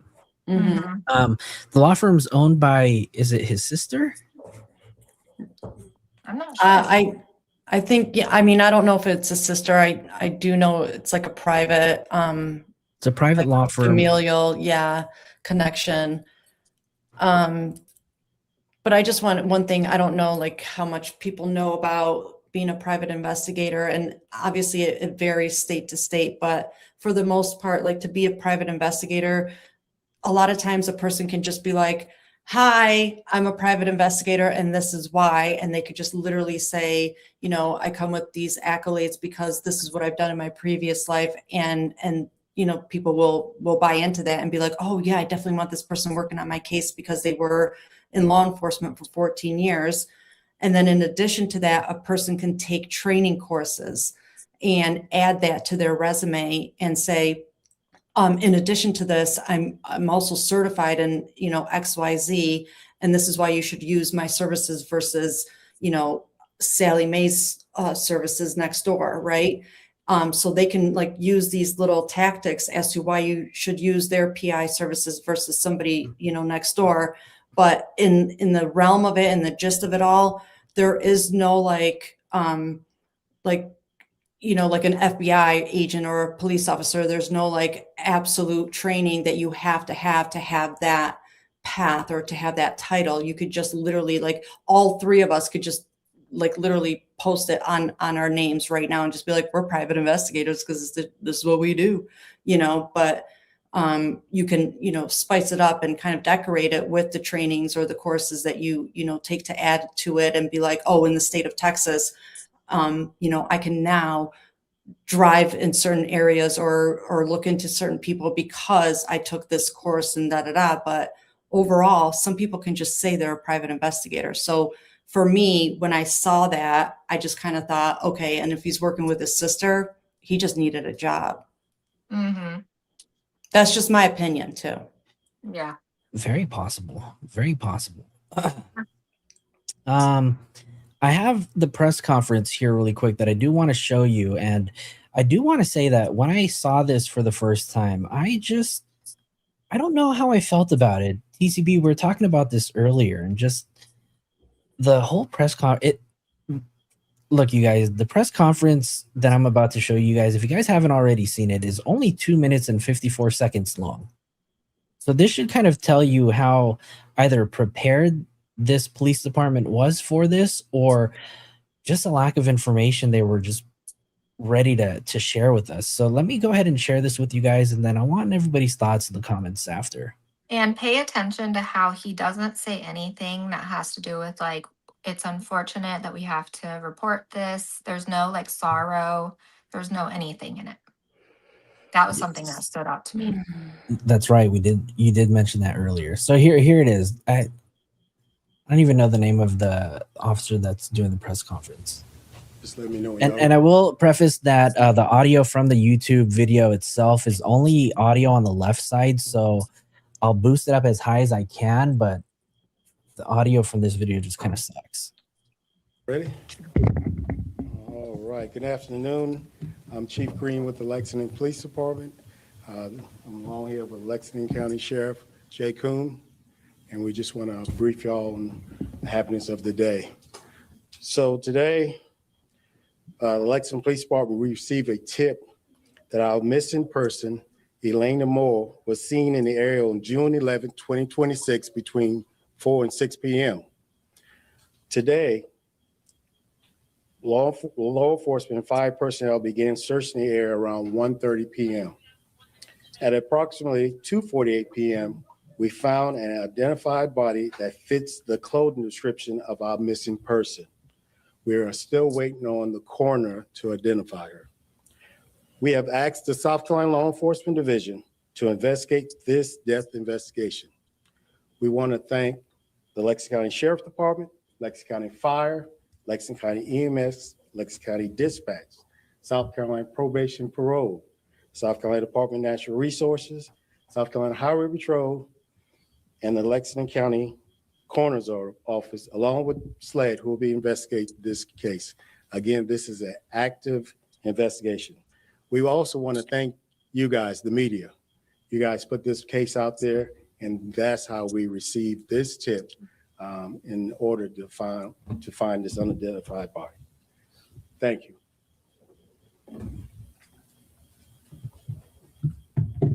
Kim Wells, welcome. Due to it being an active investigation, we cannot talk about the death investigation as SLED, and I want to trample on the investigation. Okay. Any other questions for that? Was her vehicle found separately? Oh, her vehicle was never found. The vehicle was always with the husband. All right. Any foul play suspected? Again, it's an active investigation, and we are having SLED investigate that. Do you know at this time how she got to the CVS in the first place if she didn't have a car? No, we don't have that information. So just to be clear, that she had the same like green outfit on that was. Is the similar information we saw that we put out, similar clothing description. And around what time did you find the body? Around approximately 2:48 p.m. today, We instructed of a tip in the North Lake, Old Cherokee area. That's where we received the tip that she was in the area on June 11th. All right. Thank you. Thank y'all so much. 2 minutes and 54 seconds. This one's It too quick. pisses me off every time I watch that. Like he was like laughing. Like Yeah. he had like You what's noticed the that joke? too. Yeah. Like It was like he what's was comical smiling. about this? Yeah. It's like he was excited to be in front of cameras and this is my time. Hey mom, you see me? Hey, you know, like It makes golly. me sick. Yeah. And then I've gotten so many messages about how crooked the police department is out there and how the attorneys and judges in the police department are all connected and you can get away with anything. And my first thought was, of course, like the Murdaugh murders. So I'm like, I don't know. That just pissed me off. It still pisses me off. There was no he wasn't even sad. And that's one of his old deputies' wives. Yeah, exactly. So something that I do with Crime Scene Collective and something I've done before I even started the foundation is I make Facebook groups when a case starts. And I try to have like a case discussion for people to discuss like what's happening, you know, with said case that's in front of us, right? And so I started Elena Moore discussion group on the day that she was reported missing, because at that point, you know, the information that was in front of us was pretty interesting. Like here we have, you know, her husband or ex-husband was an agent, or that was just a speculation at that point. And he was a Fed. She was missing from Planet Fitness, which was nearby or next door to the FBI department or building, like all this stuff, you know, it's just all these little things. Yes. And then the video came out. So I was like, all right, you know, I'll give it a shot. And so I built this group, right? And so anyway, when I have these groups, I get a lot of tips or information that people will send to me in Messenger, and they either want it to be public or they want it to stay anonymous. So one of the messages I received, this person wanted to remain anonymous. So I'll read it to you guys. And it's kind of along the lines as TCB was just saying, how, you know, it's kind of crooked and it's like a, you know, it's a man's world out there, and they'll all protect their own, right? So this is what this person sent to me. So they said, would like to remain anonymous, but saw your comment post in the Elena group. There was so this is in reference to where Elena's body was eventually located. And what we know at this point is it's off like a bridge, and the drop is between 10 and 12 feet, right? And at this point, when she sent the message, we knew that there were some broken branches. So we could surmise at that point, like people were kind of assuming that she maybe jumped, or, you know, she maybe had taken her own life because of the broken branches on the way down, and it was 10 to 12 feet. My own opinion and assessment on that, 10 to 12 feet is not that big of a fall. And honestly, we just heard this previous weekend how there was the Brazilian woman from the bungee throw, and that was 120 feet, and they still got a heartbeat out of her. And we're supposed to believe that a 10 feet drop here, and this is what took her life. But okay, whatever, right? Like we can't question what's in front of us. So anyway, this woman sends me this message, and she says, would like to remain anonymous, but saw your comment post in the Elena group. There was limbs and trees cut at the scene to get her out. The tip that was called in needs to be tracked back. Whoever called it in knew she was there. The husband was discharged from Lex County due to issues with a woman, whether stalking or harassment of some sort. He also has a history of domestic violence from people I know who dated him. Hope like hell there's a private autopsy done, and not just through the state. She was seen the night she went missing arguing with him before he took her car. Thank God SLED has taken over the case, so he can't slide out of this as easily. Had Lex County done their job, she could have been found possibly still alive Friday evening or into Saturday had he done something to her and her been down there. So, Harley says 7 feet, 2 inches to be exact. Even worse. Wow. Kind Yeah. of suspicious, right? Like, how tall is Shaquille O'Neal? Think of that. Yeah. Yeah, he's And practically. he lives over where I 7 live. Like, and I've seen people around him and they wouldn't, like, they would survive that drop. So this doesn't make Yeah. sense. Plus, if she did fall to her death, then the only reason she would fall would be from like a neck injury or a back injury or from blunt force trauma, which none of those showed up in the autopsy. Right. And So this it had message to have was been sent to me before we got this was sent to me literally the day her body was found, before we had any autopsy information, because that just came out, yesterday? So yeah, somebody just said, and The Rock and then Iraq said, or he threw her down hard. I kind of believe that too. And she was already expired at that point, which is why we don't see the trauma on her body, because there was her blood was already seized at that point because she was expired, so that's why there's no bruising. Yeah, no bruising either.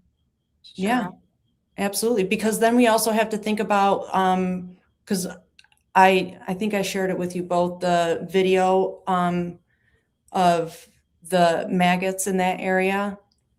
Yeah. And the amount and the layers of them and the activity of them, in my opinion, shows that sad. She'd been either there. the condition of her body or she has been there, both can be true or one is true, for at least a minimum of 4 days. And we know that she was really missing like 6 days, right?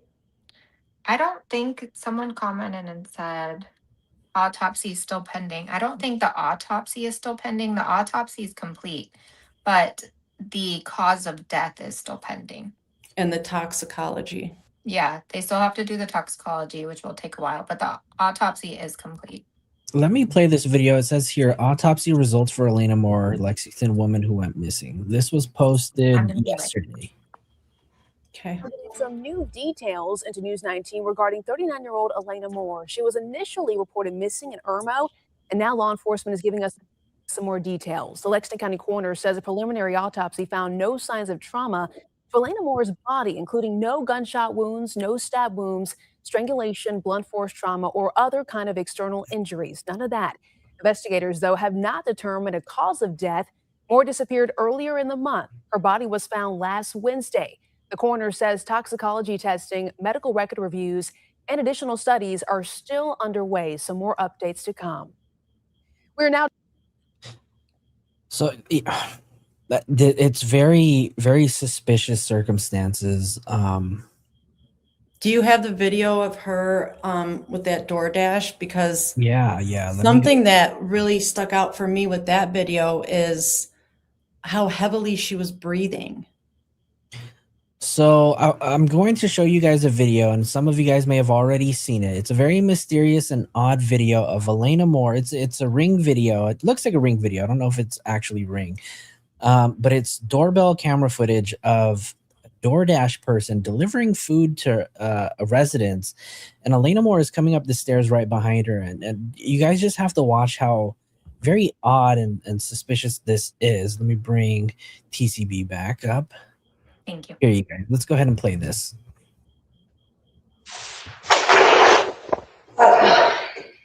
Thank you. Do you mind if I take a picture of it? Oh, yeah. You can take that one. I just want to take a picture of the door. Thank you.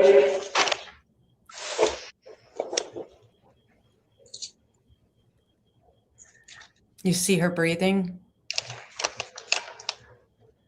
Yeah. Oh, shit. I just don't want to do that.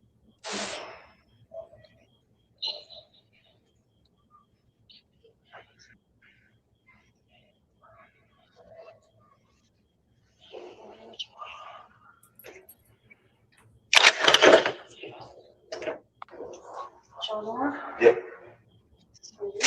There it is. Thank you. Just delivery that? Yep.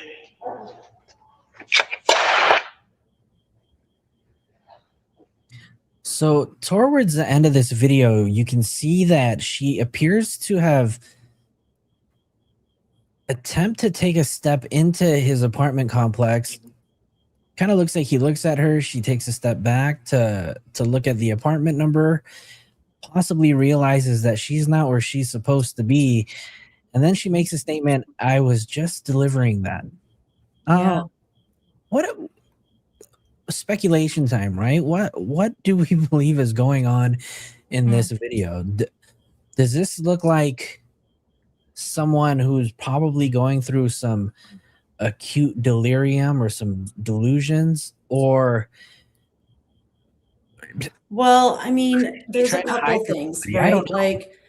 Like, I don't know what this apartment complex looks like, you know, on a regular basis. So I'm just going to assume here.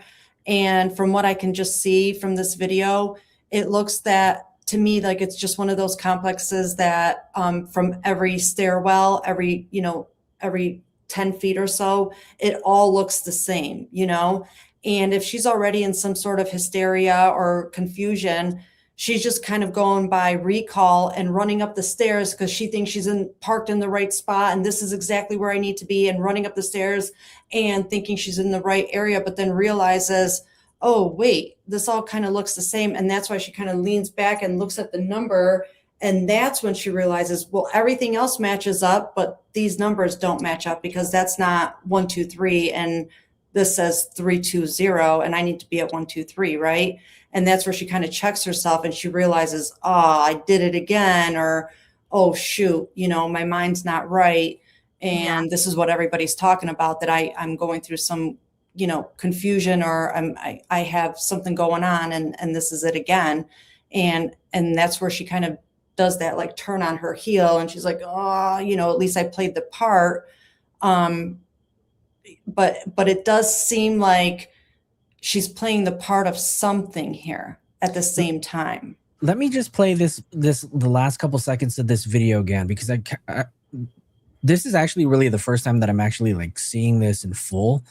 It's very, very odd and suspicious to me. It's just, I don't know what's going on. Yep. There it is. Thank you. Just delivery that? Yep. The name is James Moore, and I don't know if that is just by happenstance or if this is some sort of connection with her because it's the same last name. So that's something I don't know. I haven't looked that far into this, so I don't know if either one of you know anything about that. I just figured because Moore. Oh, John Moore. I'm sorry. Such a common last name. Oh, it's her brother's name. Interesting. John Moore is also her brother's name. We wonder if she's confused by the name. And I did see that she's from Russia, or she has a Russian descent or something. So yeah, she was adopted from Russia. Yeah. So that's, you know, where I'm also like kind of wondering where the name Moore came from, because that's not a Russian name, you know? Yeah. And I don't know if you guys saw Harley's comments about, because she used to live there. They just moved from there, her and her husband. Oh, wow. She talks about the intersection next to where she was found is one of the busiest main thoroughfares in Lexington. And it's busy 24/7. So busy that they have traffic cams in major sections, but including on Old Cherokee Road, which is where her body was found off of. But Lexington has ignored all requests for camera footage. And she said, so Harley, do you know, I'm sorry, go ahead. Said it gets deleted automatically after 32 hours, but they still get backed up and can be accessed. They won't release the traffic cams. Wow. So Harley, do you know if flocking has been implemented in Lexington or in that area yet? It's a good question. I didn't realize James Moore's the name of the person on the receipt? Yeah, I could have sworn it was James Moore. So Harley's saying that John Moore is the name of that neighbor. So I don't know. I thought it, but maybe it is John. I don't know. Let Maybe me I just listen to read what it she wrong. says. But I need to mute for a minute. I have to run to the restroom. Okay, No I'll be worries. right back. Yeah, of course. So she says John Moore, and actually, I didn't even put two and two together that they have the same last name. So when she's reading this, receipt, she's probably, and if she's having delusions or having a delirium episode, she's probably tripping out right now. And if that is the name of her brother, oh, and they're ignoring FOIA requests too. I do find that really odd too. So do we even know if this is the apartment building that she lives in? It's not. She lives 6 miles from there. So what is she doing? Yeah. And if you want to play the video that I posted from Brian's interview with the neighbors, the ones who that's where the video footage came from and what she was doing after. This is the interview, right? Yep. Okay, let me see. So this is the interview that Ashley Banfield. This is the one that with Brian Enton. Mm-hmm. Let's go play this. This is the actual interview of it was the person who Brian. answered the door. When my lady come outside, she saw the lady still standing on the porch. She was sitting in front of our neighbor's door, crisscross, and she had the neighbor's package, but she's on the phone, and I can't tell if she's looking up something or if somebody's on speakerphone because I kind of hear something on the phone, but I don't hear any voices. And I'm staring at her, and I'm like, that's our DoorDash lady. So I go take my dog potty. I come upstairs, and it's really, I'm like, do you know my neighbor? And she's like, no. And I was like, well, what are you doing? You know, sitting there. And she was like, she was kind of like, she's like, honestly, I don't know what I'm doing. And I'm like, okay, well, can you please, leave his stuff alone? And she says, okay. And she gets up and walks down the hallway or walks down the stairs. Okay. Here's something else that's very, very strange in this entire story. The location of the apartment complex where this video was recorded and the weird package thing happened at the neighbors. This is the Overlook Golden Hills Apartments, and it's only about 0.6 of a mile from the Planet Fitness. That's where Elena was last seen on June 11th, right? Elena's home is not so close. It's like 6 miles away from the gym. So that's about a 12-minute drive. So odd things are happening around the Planet Fitness. And remember, Elena is actually a personal trainer. Not necessarily at that Planet Fitness, but it.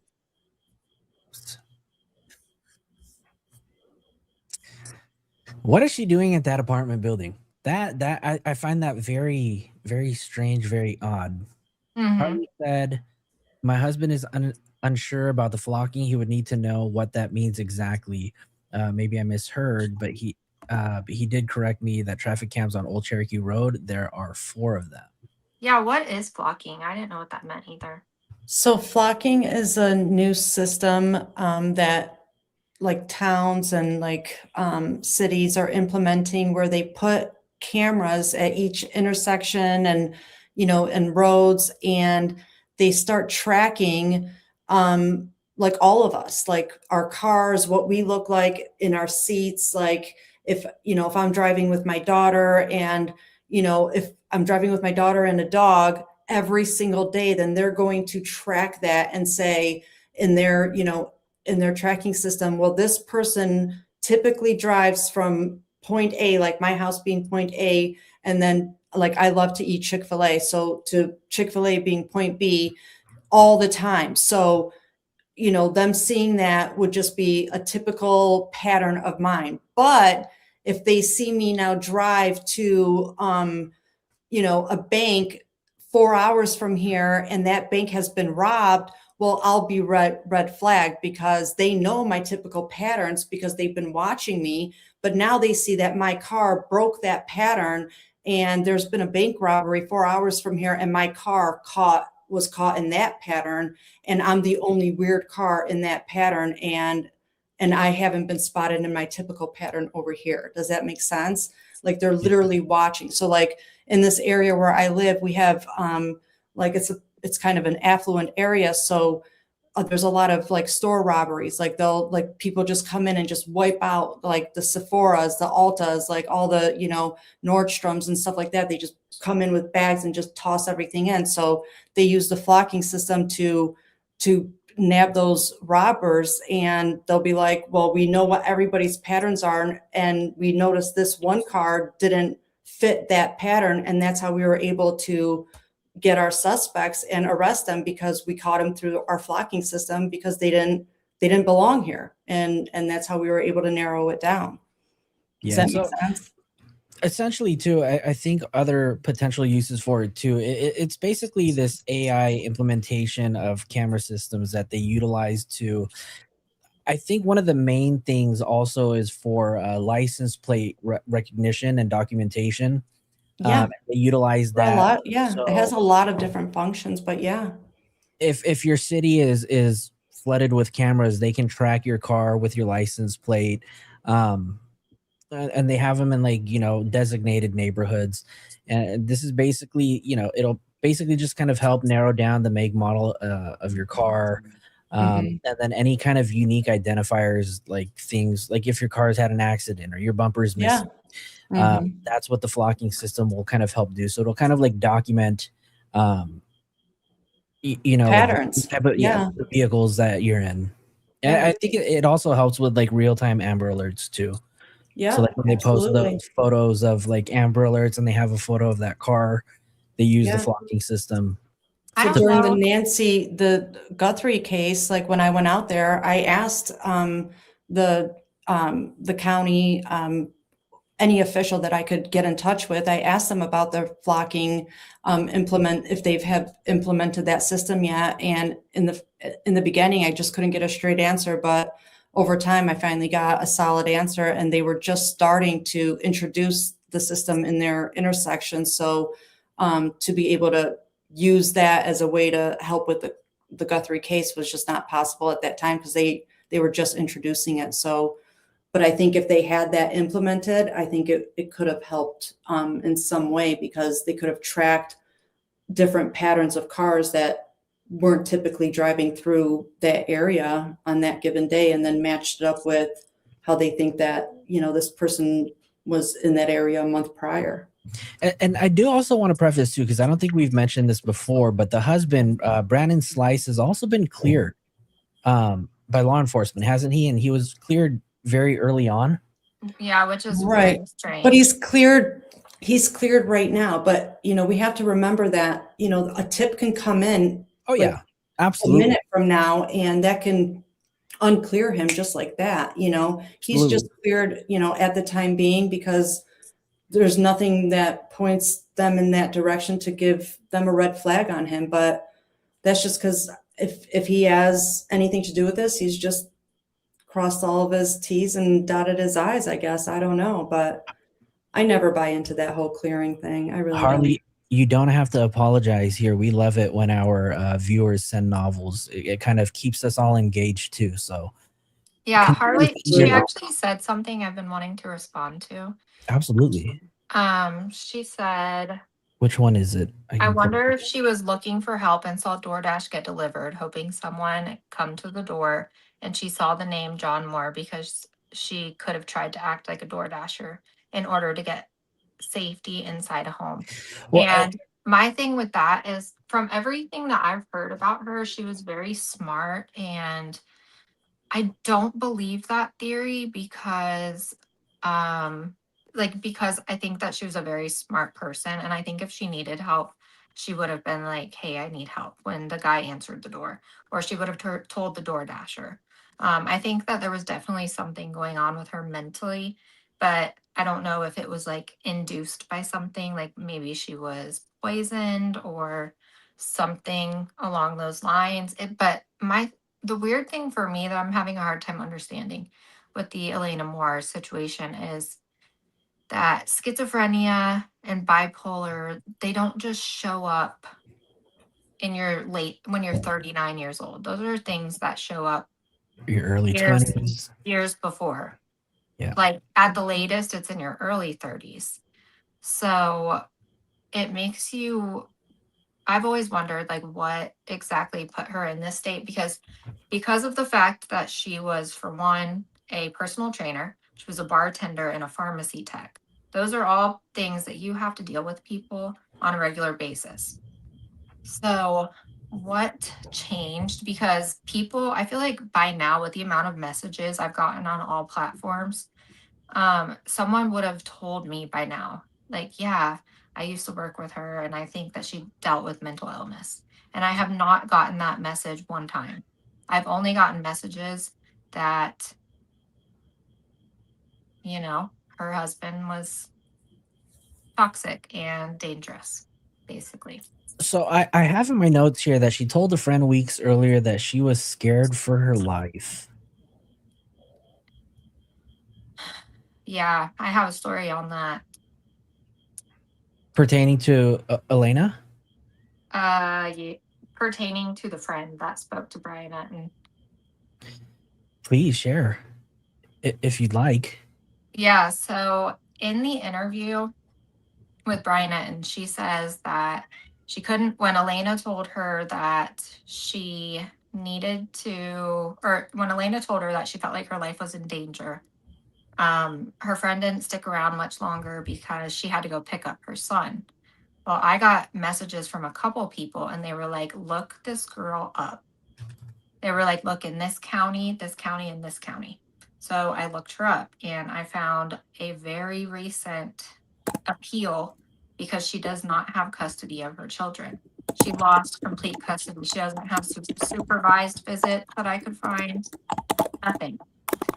So there's no way that she was going to pick up her kid. And then someone else that messaged me, and these were people that were best friends with the girl that Brian Etten interviewed. They were best friends with her for years, and they sent me picture proof that they were best friends. And Sandra made it seem like her and Elena have been best friends for years. And they were like, we were best friends with her for 10 or 20 years, up until like a month ago. And they compared her to Taylor Parker from Maternal Instinct.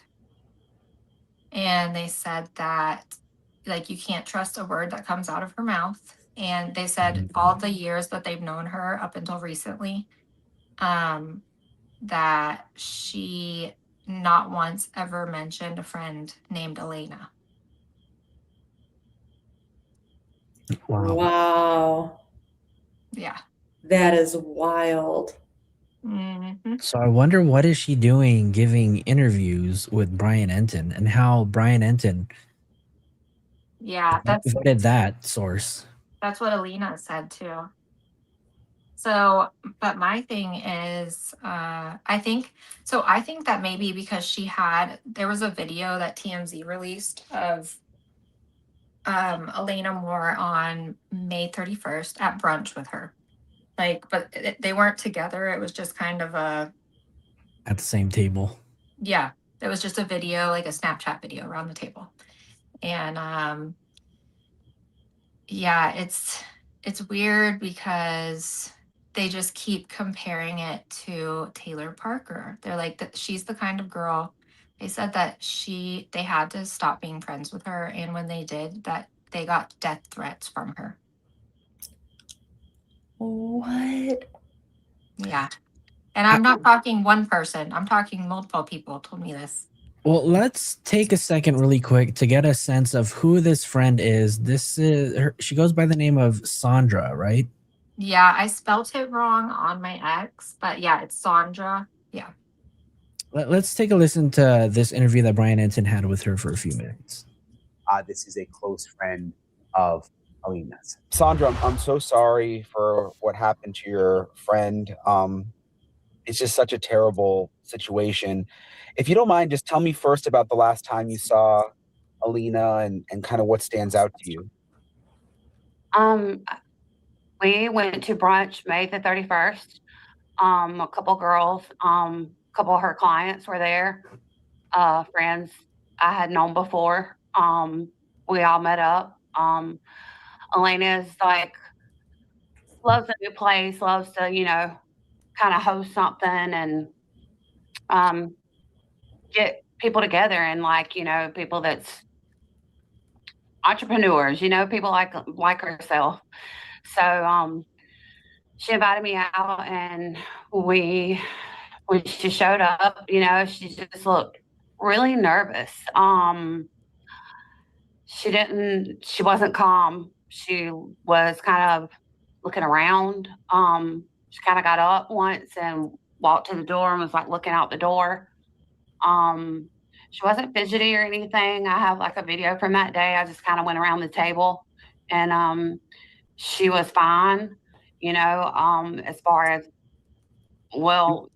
she was in her right mind and everything like that. We all had brunch. We laughed. We talked. She was across the table from me. I had to go pick my son up. I hugged her bye. She hugged me, and she hugged me really tight. It was like, we've got to catch up one-on-one. There was still like about 4 or 5 girls there. And she's like, I can't talk right now. But it's I'm scared for my life. It's a crazy shit right now. She said those words. And I said, what are you talking about? What? And she's like, you don't even know. She's like, it's too much right now in front of these people. We've got to, me and you one-on-one. But I'm afraid for my life type shit. She's like, I'm with Jersey. That was another one of her friends. I guess that made me feel a little bit more comfortable that, I figured that she was hanging out with her a lot, maybe staying with her. I know Jersey lived close to them. And so sorry about that. That was it. She didn't, as far as people saying the mental health things, that bothers me, the negative stuff about her that I'm seeing.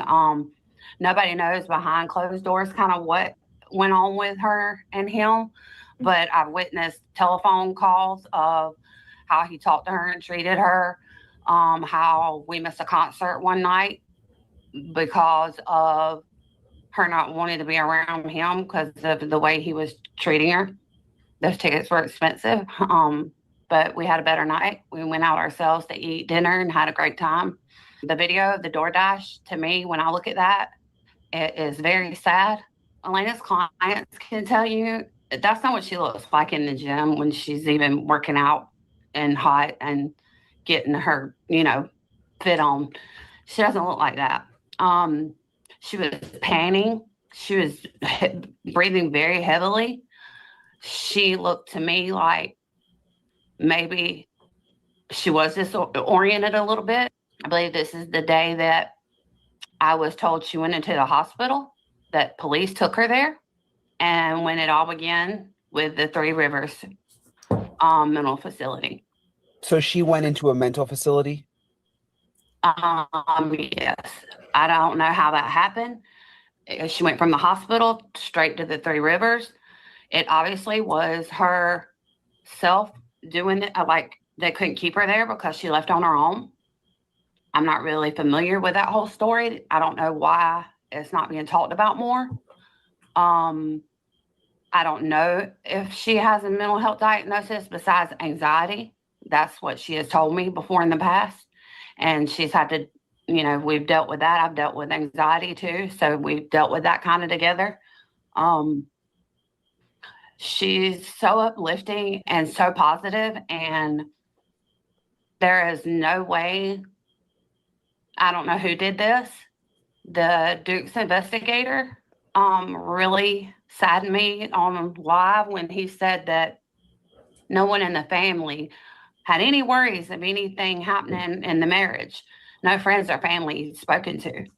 What friends or family? I don't even know if her family's been contacted. I know they're reached out to. I don't know if they're here yet.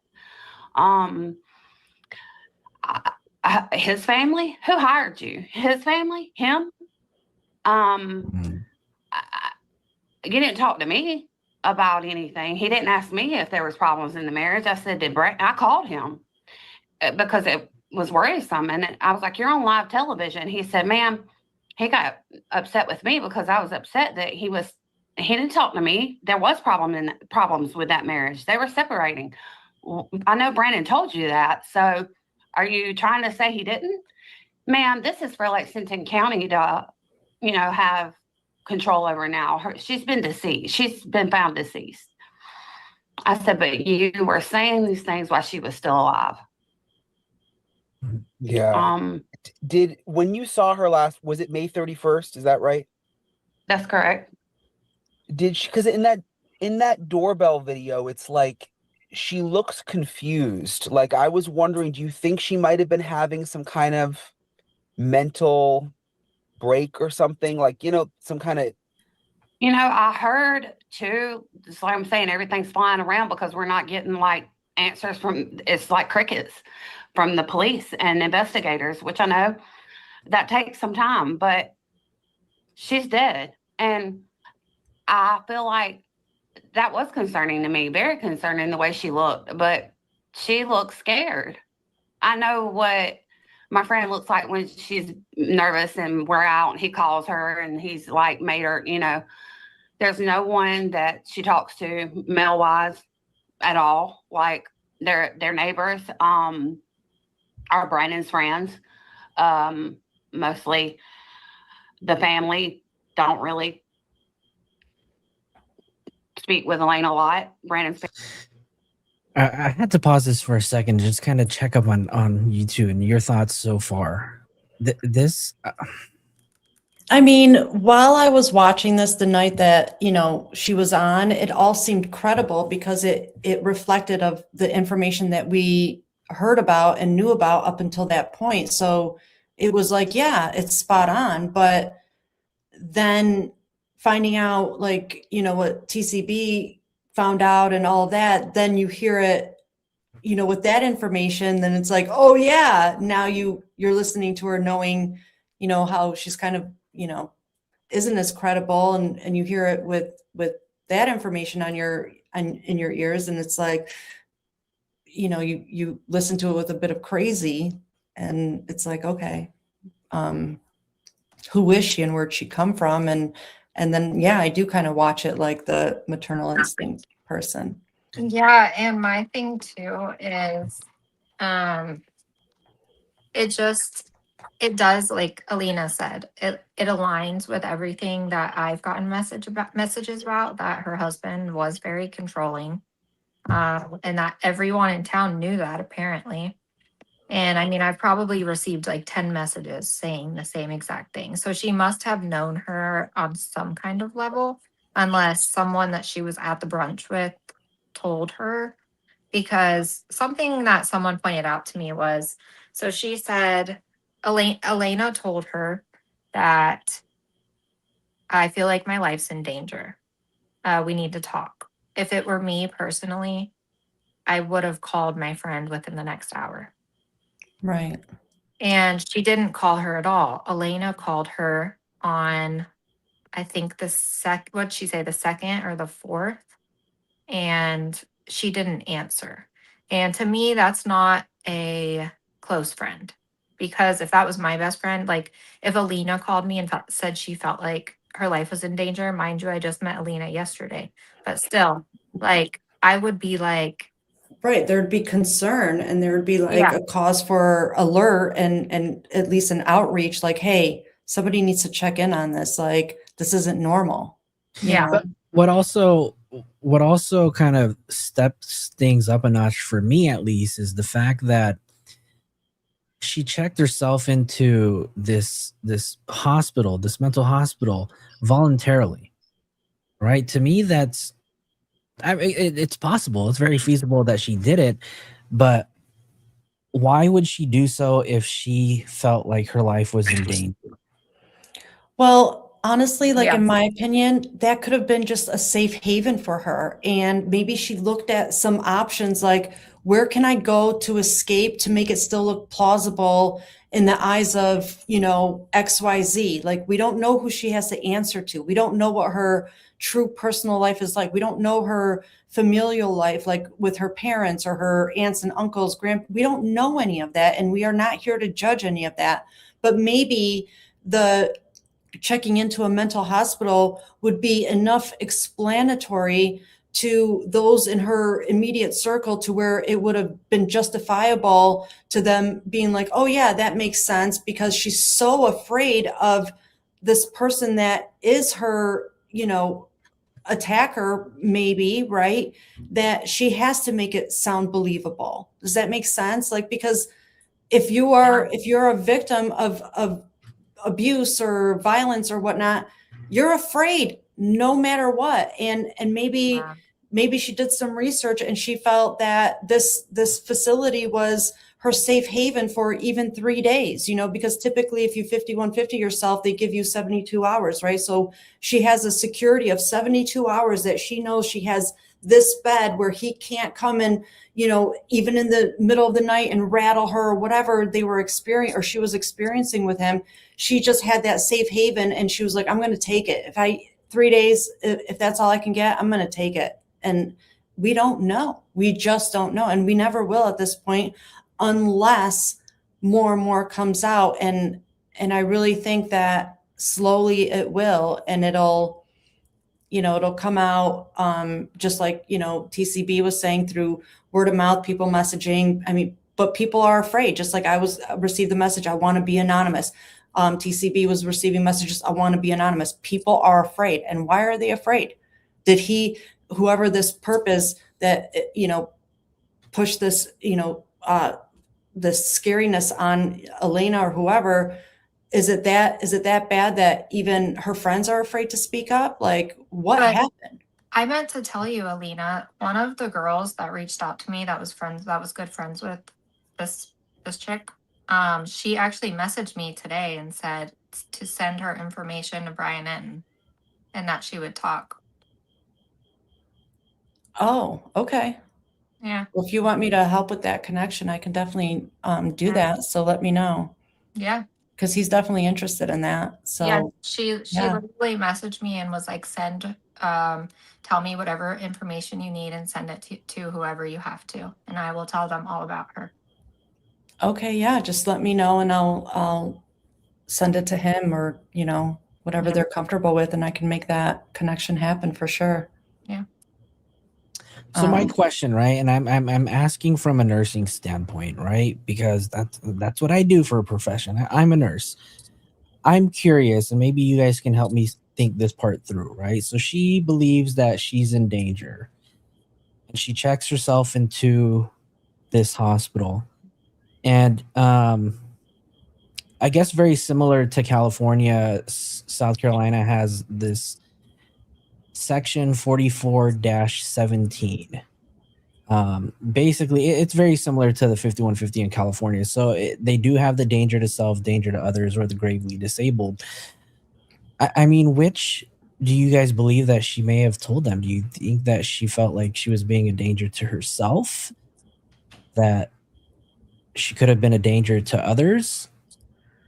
I mean, I honestly don't know. Or maybe she thought that by telling some of her friends and confidants, like, I feel scared for my life, that, that maybe she thought pushing that message out and then going into this safe haven that she maybe thought that, would give her enough security for those several days that maybe her friends were going on the outside, that they were going to do their due diligence and get protection in order for her. So by the time she gets out in 3 days, that it'll all be taken care of. And then instead she gets out and it's not only not taken care of, but worse, and she ends up dead, right? So maybe she just said whatever it took to get that 3-day security. Like for me, I probably would have said whatever ChatGPT would have told me, like, what do I need? I would have typed in, what do I need to say to like solidify that I'm going to be here for 3 days. And ChatGPT would say, tell them you're a danger to yourself and the people around you. And I would have walked in and said, hi, I'm a danger to myself and everybody around me. Can I stay for 3 days? Right? Like I would do whatever it took. But as I'm giving a message to my friends and peers that, my life is in danger, I would be thinking maybe they're going to take care of this. So by the time I get out in 3 days, this person is arrested or whatnot, but that didn't happen. And unfortunately we are in a different position now. Yeah, I'm reading the comments, and he was a deputy, not a sheriff, but he was a deputy for that police department that is or was investigating it before SLED got involved. How long? So Hope, that's what I'm looking up right now, how long she was hospitalized for, because I'm curious to see if she stayed the whole 72 hours. Because if she didn't, obviously voluntarily she can leave if she didn't show any likelihood of harm to herself. I just think because of HIPAA and all that, the only way we're going to get the actual answer is just through her peers and stuff, and we're going to have to just believe whatever they tell us, and that's not going to be as factual as we would like it to be. You know, we're going to go by, oh, was it Tuesday that we saw her out? Well, I thought it was Wednesday. You know, like we don't know. We just don't know. I thought she was admitted on the 5th after the whole ordeal with the Ring camera. I thought that's when she was admitted, but I can't say that for certain. Okay. And then she checked out on the 11th, which was the last time that she was seen. Yeah, so it said here that she was seen on the DoorDash or on the Ring camera on June 5th. That was at 4 p.m. Later that day, Moore voluntarily entered Three Rivers Behavioral Health in West Columbia, South Carolina. As a voluntary patient, she retained the ability to leave the facility at any time. So that would be the voluntary admission. Yeah. Then it said June 11th, 2026, before 2 p.m. So this was 6 days. Yeah, so that's a little different. So she went in for what would be a voluntary 72-hour hold, and in between that 72-hour hold, there was something that took place where either a doctor, physician, psychiatrist seen her, or maybe she admitted something to the doctors where she may cause harm to herself, right? That deemed it a necessity for her to stay a little bit longer. Now, at that point, once you're evaluated by the doctor, you lose that voluntary right to kind of leave, which is a little weird because it says here she was released from the treatment facility and the facility arranged a cab for her. So she may, by the time she got to June 11th, right, she may have been deemed safe to be discharged. Yeah, it was before. Sorry, I'm just responding to people in the chat. And so they got her the cab, and the cab stopped at a CVS located at 5608 Sunset Boulevard in Lexington at Moore's request. That was something odd as well. She asked to be dropped off at the CVS, and then she never returned to the cab. The cab driver never saw her again after that. The cab driver also attempted to make contact with Moore inside the store after she did not return outside. And then she was seen at the Planet Fitness at 6:38, where the employee later advised that Moore's information was used to sign up at that gym at approximately 6:38. Moore was later seen walking away from the gym toward a wooded area behind the Lowe's Home Improvement. Then it says what she was wearing, the olive green zip-up hoodie. Then at 9:17, camera footage captured Moore walking through the Publix parking lot at 100 Old Cherokee Road.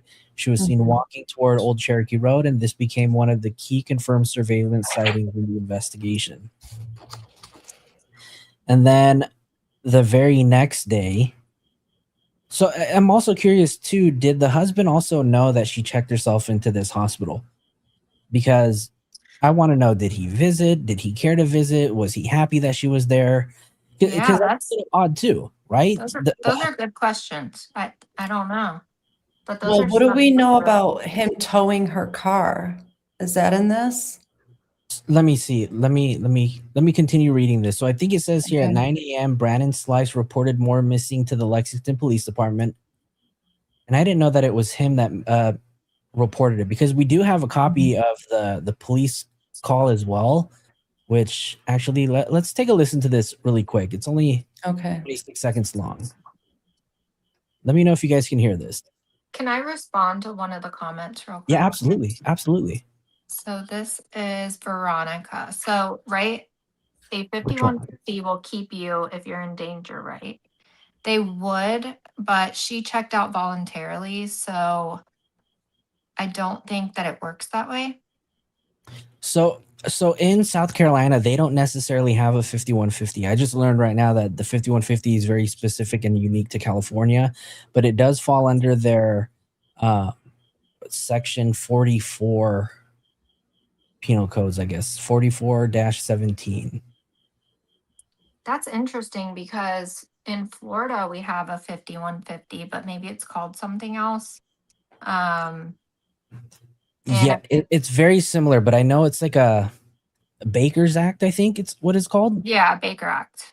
The Baker Act is what it's called in Florida. Yeah. But it's very, very similar to the way California has it structured.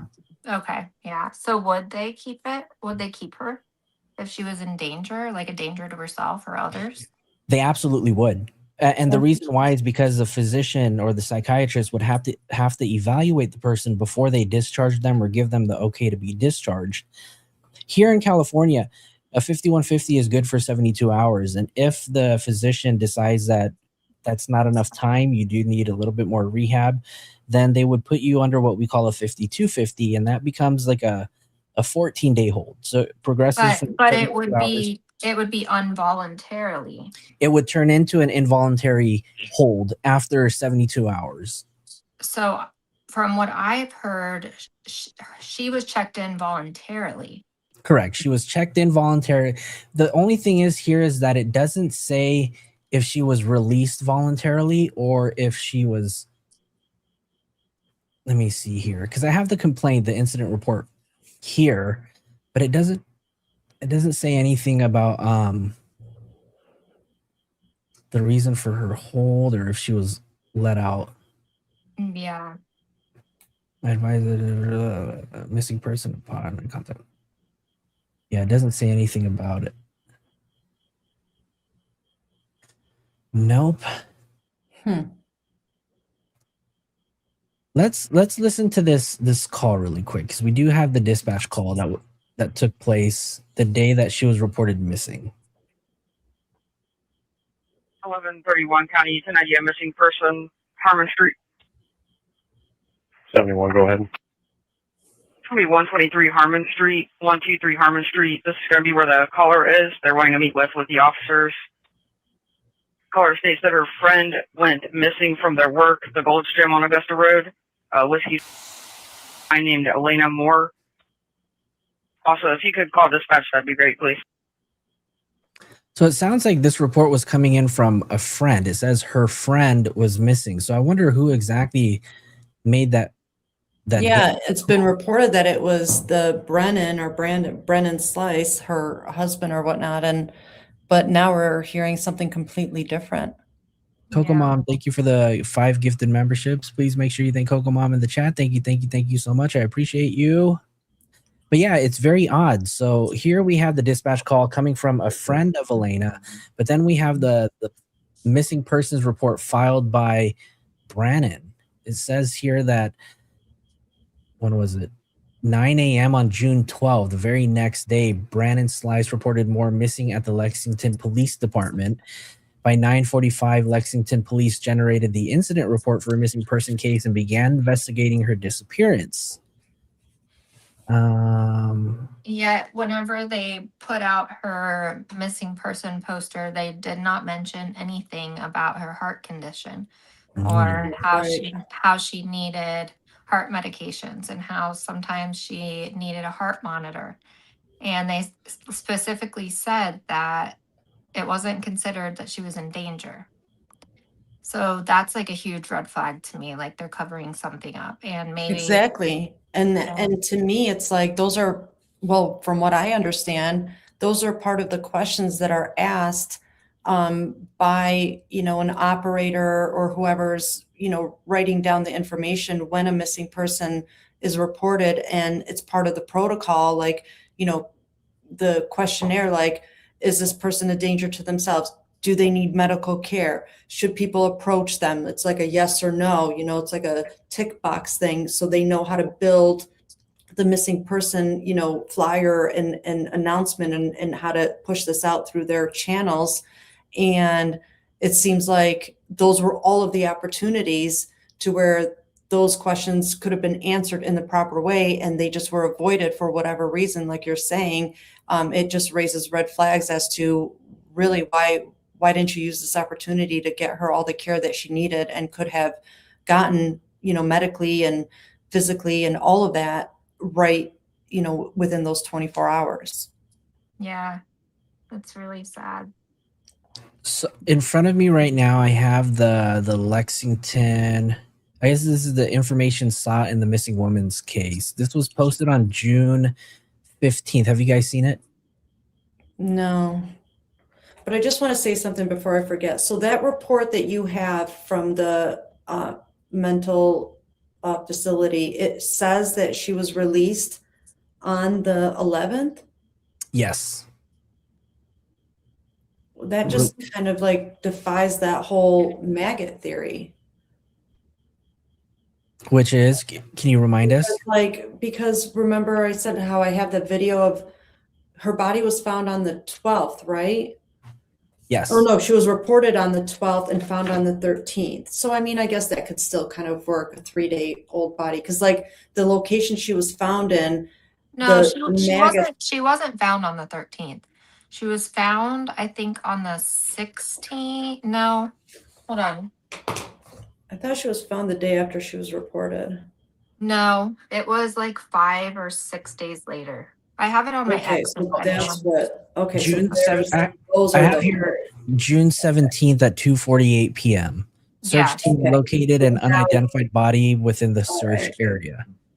Okay, so it does make sense. All right. I was like, why did I have that whole thing running in my head? And I was like, now it doesn't make sense. Okay, it does still make sense. All right. I'm very curious. Abort mission. What the husband did in this week that she was missing. Well, I mean, not even week, because there's 2 weeks, obviously, because she was checked in on what is it, the 5th? Mm-hmm. And released on the 11th. 11th, yeah. And then also there's reports about her car being picked up at was it the Planet Fitness?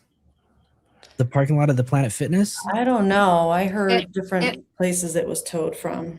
Yeah, I think it was first reported picked up at the CVS, and then and then they took that back, and then it was reported being picked up at either the Planet Fitness or the Lowe's, and then that was taken back. So there's like no actual confirmation of where it was picked up from.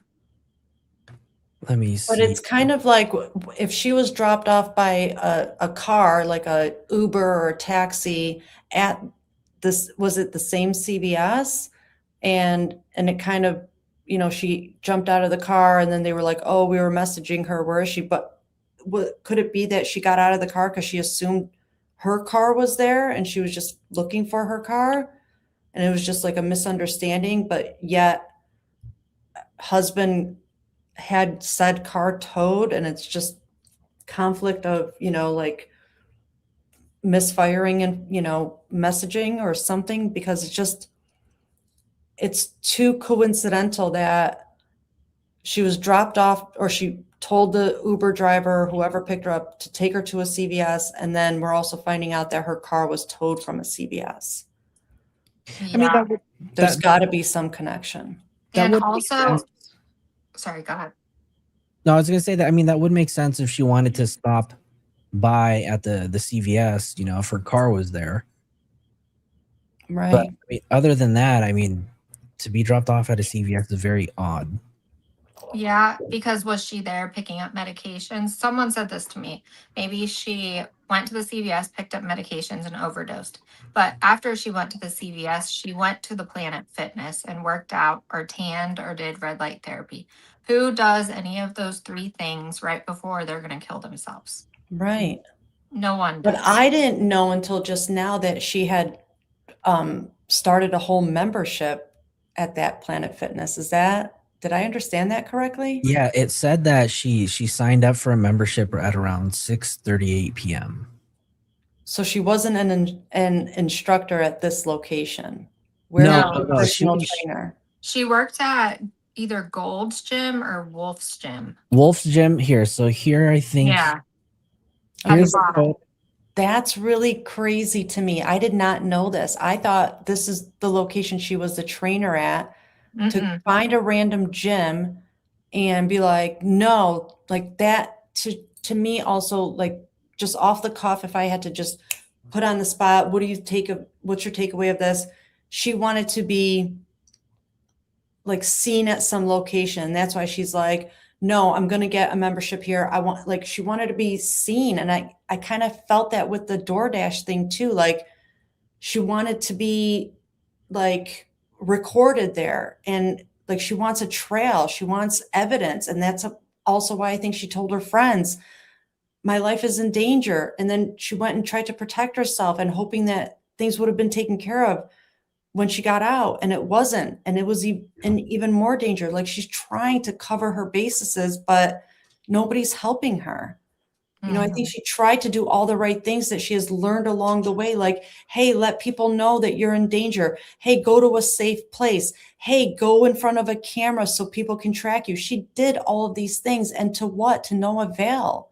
I mean, that's just one of the things sometimes somebody does do all the right things and they still end up, not with us. I don't know. Carly, I think she was a pharmacy tech at CVS. Let me check, see if she has a LinkedIn. I'm very curious. See if that might show anything. So it says, yes, she worked at Wolf's Gym, which is much superior to Planet Fitness because it even has a walking track. But that's what I mean. Like, but there. The articles did for a say that reason. she frequented Planet Fitness. Oh, okay. Yeah. And I mean, that kind of makes sense, right? I mean, if I'm a personal trainer at a specific gym and I just want to go work out, I don't want to go work out at a place where I'm going to see all of my clients. I mean, this is just the way I'm thinking, right? That's true too. Yeah. Absolutely. I totally can. Yeah, I can. But what makes it odd too is that she's also having brunch with her clients as well. So she doesn't mind being or hanging out with clients as well. So that's right.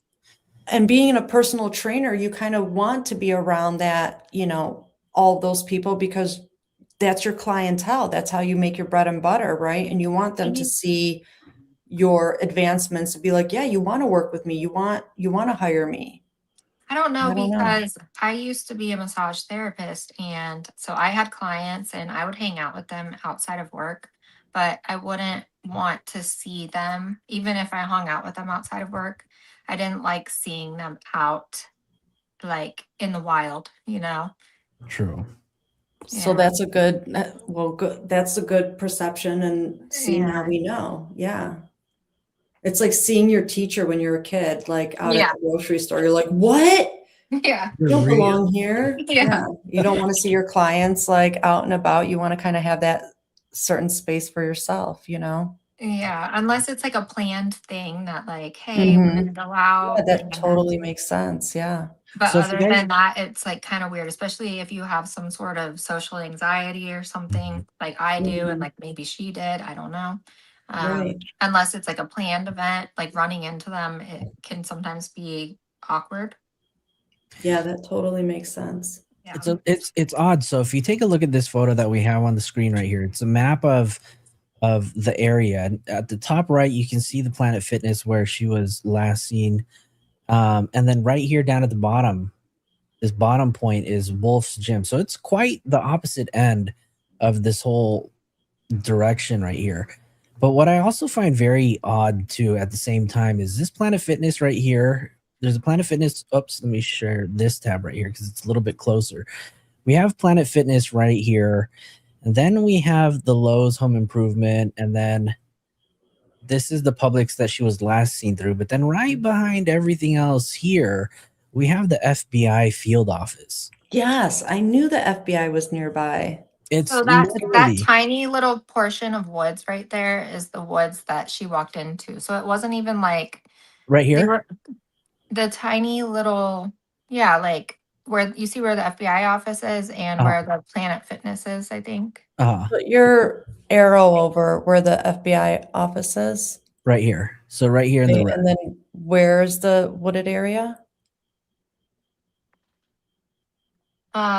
Where is the, sorry, it's really small on my screen. Okay, so you see the Lowe's and you see the Planet Fitness. So you see the small woods between the two, between the FBI office and Right here. I don't know if That you can see my area? mouse. Can you see my mouse? I see it. Can you see it? I don't see it. Go It's back like and right, forth really fast. right in between, like this area right Yeah. here. Yeah. So this is where she was walking through. It was And then- either there or the one closer to Planet Fitness, but still, it's not like a huge jungle. It's not like a huge wooded area. Yeah.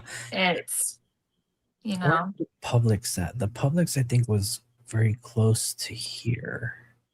I thought Publix was around here.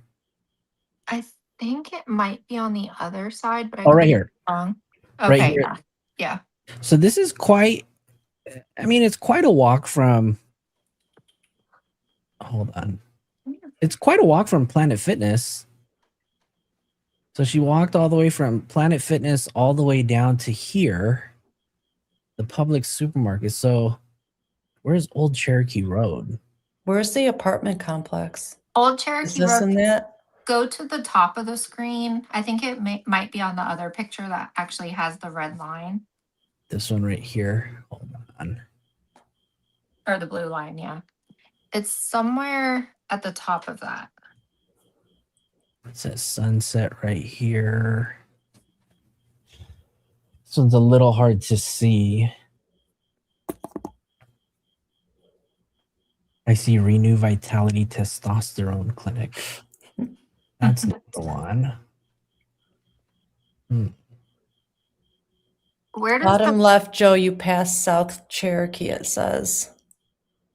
I did. Did I pass it? Bottom left, so I don't know. I can't see anything. I know. there.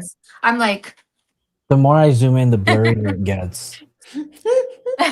Hold on. Let me let me share this because this one's the Google Maps. And maybe if I just type in, oh, okay, perfect. what is it? Old Cherokee Road? Both of our faces are like this. We're like, I what? Oh, I'm just blind as hell. I know. okay. So Old Cherokee Road is quite the ways away. This is Old Cherokee Road. It was somewhere near a middle school, I believe. I see Old Cherokee. There's Old Cherokee Road. And then I'm trying to figure out. And Let this me is go where get my laptop charger. this is where, God, she walked all this way. Maybe somebody in the Is there a mileage? Because like, what if there was a lot of cut throughs? She was a personal trainer, and that's why it also like surprised me that she was so out of breath just going up those few stairs. And that's what, to me, it depicted that she was in distress versus, oh, she ran up a few stairs. Like that breathing was like, I got to make this work kind of versus I just ran up a few stairs. She's a personal trainer. She knows how to breathe through it. Like make it work. Can you see my mouse now? So here's what's it called? Here's the Publix right here, and then here's Old Cherokee Road. So it's literally right here at the bottom. Okay. Right here where my mouse is moving. Hold on, let me. I see it. So and will here's this show where the apartments were? that I don't know. Do we have TCB, the? do you know where the apartments were? I don't know. I think she bought. Let me see. Oh, actually, I think I might have the address here. Veronica says, I take Imitrex shots and Emel something and Botox, still suffering. Furacet was good, but KS said nope. Furacet. Furacet is what is that? That's a painkiller. That's got like caffeine, Fiorinol. Yeah, it's for headaches. Yeah, it's like it's like a 3 medication combo. Yeah, I think it's like primarily or initially starting or used for like migraines, and then it goes down from there. The other thing that I kind of thought about is and I'm not saying that this is what Elena had going on, but just another theory. Because she's active in, her fitness and works out and all that. What we know that is kind of prevalent in society right now, and people with, wanting to lose weight or be fit, is these injections that, a lot of people are asking for from their physicians and to lose weight. Like it started with Ozempic and Wegovy and stuff like that. And now it's like going down the line, it's the peptides, right? Oh yeah. If And- anybody knows where I can get my hands on them, let me know.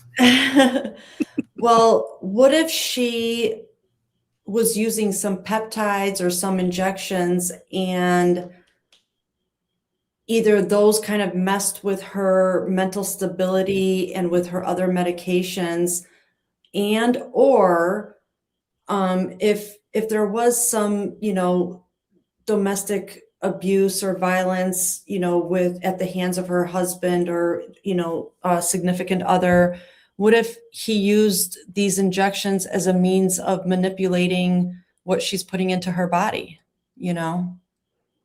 I'm also wondering too if it's a lack of medication that she didn't have, right? Because or could it have been a new medication she was placed on while she was there? Could she have had some acute? I think form of- if that, yeah, I mean, absolutely. Obviously, those are all, speculations that are probable and should be looked into. But I just think, like, if she's on the brink of care from a medical facility, like I personally know people that have gone into facilities like this, and I just don't see them. I mean, I actually, I can't say that for a fact. I mean, I do see things going, wrong with, once they leave and, they just can't function with life because they're like, oh, I'm just not equipped for a real life. But I know that when they're released, they get their prescriptions, and all of their medical providers know about what they've been prescribed and the new, like agenda for them, or the new, like what the medical plan is for that person. Mhm. And everyone's on board, like the family's on board, and they talk to, who they live with, and is everybody going to support this person, and are you guys all, going to help with this process? They're going to need therapy X times a week and all that. Like it's a process, and that's why it's just like kind of there's lost information here that we're just not privy to yet, and we just have to depend on, like, TCB and I have been getting thus far. It's like she more than me. I mean, she's been getting, I've only gotten one, but like she's getting a lot, like just dependent on information from her friends and stuff, like who's going to feel comfortable reaching out. That's all we can have right now, because we're not going to defy HIPAA. We're not going to defy any of that. So I think what's important to note too is that the autopsy has been performed, right? There were no incredible or outrageous abnormal findings during that autopsy. There were no findings. No findings at all. None at all. And currently we're still pending toxicology reports, and we're still pending the cause of death, right? So I like, think what kind of autopsy doesn't even list the cause of death once they even release that we've completed this autopsy. We've completed this autopsy, but this line is wide open. Like, to me, that just leaves that they don't even know. Like, why did they even let us know that they completed it and they couldn't even tell us what the cause of death is? I guess because we have to wait on the toxicology report. But my biggest question is, what could the toxicology report say? Because the only thing a toxicology report could say was something toxic was in her body, right? A toxicology report, yeah. Absolutely. So what toxic was in her body? So Because they get there. like I said earlier, I refuse to believe that she was a drug addict or a drug user. I refuse to believe that she went to the CVS, like people are assuming, and she overdosed and then went, or she was planning on overdosing, and then she went to the gym to work out. Like, that's not something you do before you kill yourself. So are you under the impression that it's possibly foul play? 100%, yeah. I agree. This would make reminds me, I forgot, what do you go by? Joe TV or something? Yeah. Yeah, did you watch the Corey Richins trial? Do you know anything about that? Yes. The fentanyl. It reminds me of Corey Richins. Big time. So Except reverse sexes. yeah, the husband. And for me, it reminds me of Micah Miller, 100%. Yeah. It's like a mix of the two. Yeah, where the husband manipulated, or the male manipulated the female enough to make her think that she is at that mental, like capacity where she needs this help or she needs this medicine because, they have this person convinced that everybody else thinks they're psychotic or this and that. Everybody hates them. So this is the only option. And they hand them, the jar of pills, and they're like, here, this is your only help here, is you have to take this because everybody hates you and nobody wants to be around you. Here, Elena, you have to take this. And inside those pills is what they concocted, not what the doctor concocted, Exactly. Yeah. It's unfortunate. It's sad, but I mean, we haven't seen anything otherwise. I mean, why aren't his family or friends coming to his defense and saying, are you guys kidding me? This is the nicest guy I've ever met in my life. Like, he's a teddy bear. Like, one time I was crossing the street and a car was coming for me, and he flew out of nowhere and he picked me up and he flew me to a building and saved my life. Like, where's his Superman stories? I haven't seen a single one because there is none, like, get out of here with this shit. Like, nobody's talking anything nice about him because it never happened. It makes me wonder, it makes me question the protection. And obviously this is just speculation and just thoughts coming to the table, is how much protection the husband may have moving forward if there was potential foul play at hand, right? Because now you have to ask, because he was former law enforcement, he's private investigator, he probably knows the whole city, or the whole city knows him. So if there was foul play and he's the person behind it, I mean, how much can he get away with? Yeah, and to add to that, everyone that I've heard from has said that police department is horrible, and it's super what's the word I'm thinking of? It's like crooked. Yeah. It's like crooked. Exactly what Harley said, right? I was so relieved at first when I heard SLED was taking over, but then I learned SLED is called in to clean and hide up certain things. Yeah, exactly. It's convoluted. But I mean, honestly, at the end of the day, like, no matter what case we're jumping in on or what case, corrupt. Oh, corrupted. Yeah. I couldn't think of it either. Like, convoluted. Yeah.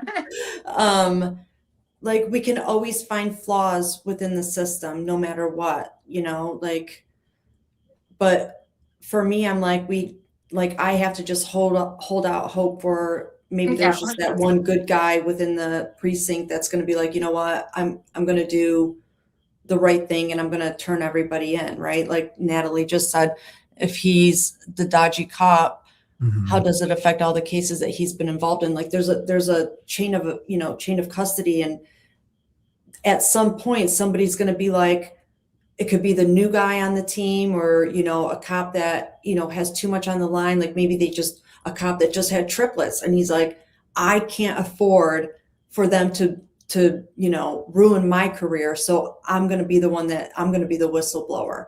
That's just what we all have to hope, that there's going to be one of those people out there that doesn't allow this corruption to continue. We just don't know, and we're at their mercy, truly. I just have so many questions, and I just can't help being the using my nursing mentality, is how her 6-day stay was inside that hospital. Yeah. I'm just curious, the behavior that she exhibited, the level of adherence to her plan of care. Was she taking her medication? And I saw that All Day Adventures mentioned something about a potential lack of medication, right? Could she have had a response to not having medications? Which could absolutely put her into an acute metabolic acidosis episode. She would experience some sort of difficulty, breathing. Kussmaul breathing is absolutely, or Kussmaul respiration is definitely the far late sign of trauma to the body. But And what is that? Is that like what she was displaying when she was at the what is that breathing? Is that like what she was displaying at the DoorDash video? no, that's just regular labored breathing. But Kussmaul breathing is like when somebody goes through like traumatic, like blunt force trauma, their body breathes a certain particular way. It could have like shallow, deep respiration. Oh, okay. Yeah. But there was no indication of blunt force trauma. Correct. So I mean, that's a part that is just so odd to me too. A very clean autopsy report. I think toxicology will help determine the cause of death. And then from there, and I think the reason why there is no COD, and I've learned this from covering the David and Celeste case, is that they'll complete the autopsy, but they're going to wait months and months and months for this toxicology report to come out. And then they're going to figure out what kind of makes sense to help them determine what that cause of death is. And anybody in the chat who's been following the David and Celeste case know that we've waited months and months and months for the fucking toxicology report to come back, knowing damn well this autopsy was performed a long time ago. So, I think if the autopsy was just performed on the 20th of this month, which is just 4 days ago, we could be waiting. Now, mind you, if this is a very clean investigation that they're doing, we don't know. They could have toxicology reports back in 6 to 8 weeks. If they find things that are very suspicious, which would require them to do further investigation. Hold up. You got to read what Joker's Rage just said. What did he say? The whole deal with Metz, he was prosecuted for the corruption and bribes. Wow. Oh my, what does this sound like? Tucson. Wow.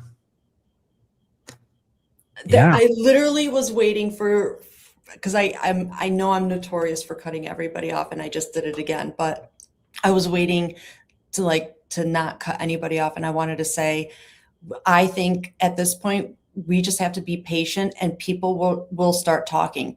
At some point, people will start saying, well, the coroner, there's a connection with the coroner and the, Brandon Slice guy or whatever. There's a connection with, this officer and this, and people are going to these people do their due diligence, and they start connecting this, and this person sucked off this at this, this show and this, and we got pictures here, and they were dating, and they divorced, and they start putting these ties together and realizing who's doing who a favor somewhere along the line. And that's where it starts to make sense on kind of who's scratching who's back kind of thing, Yeah.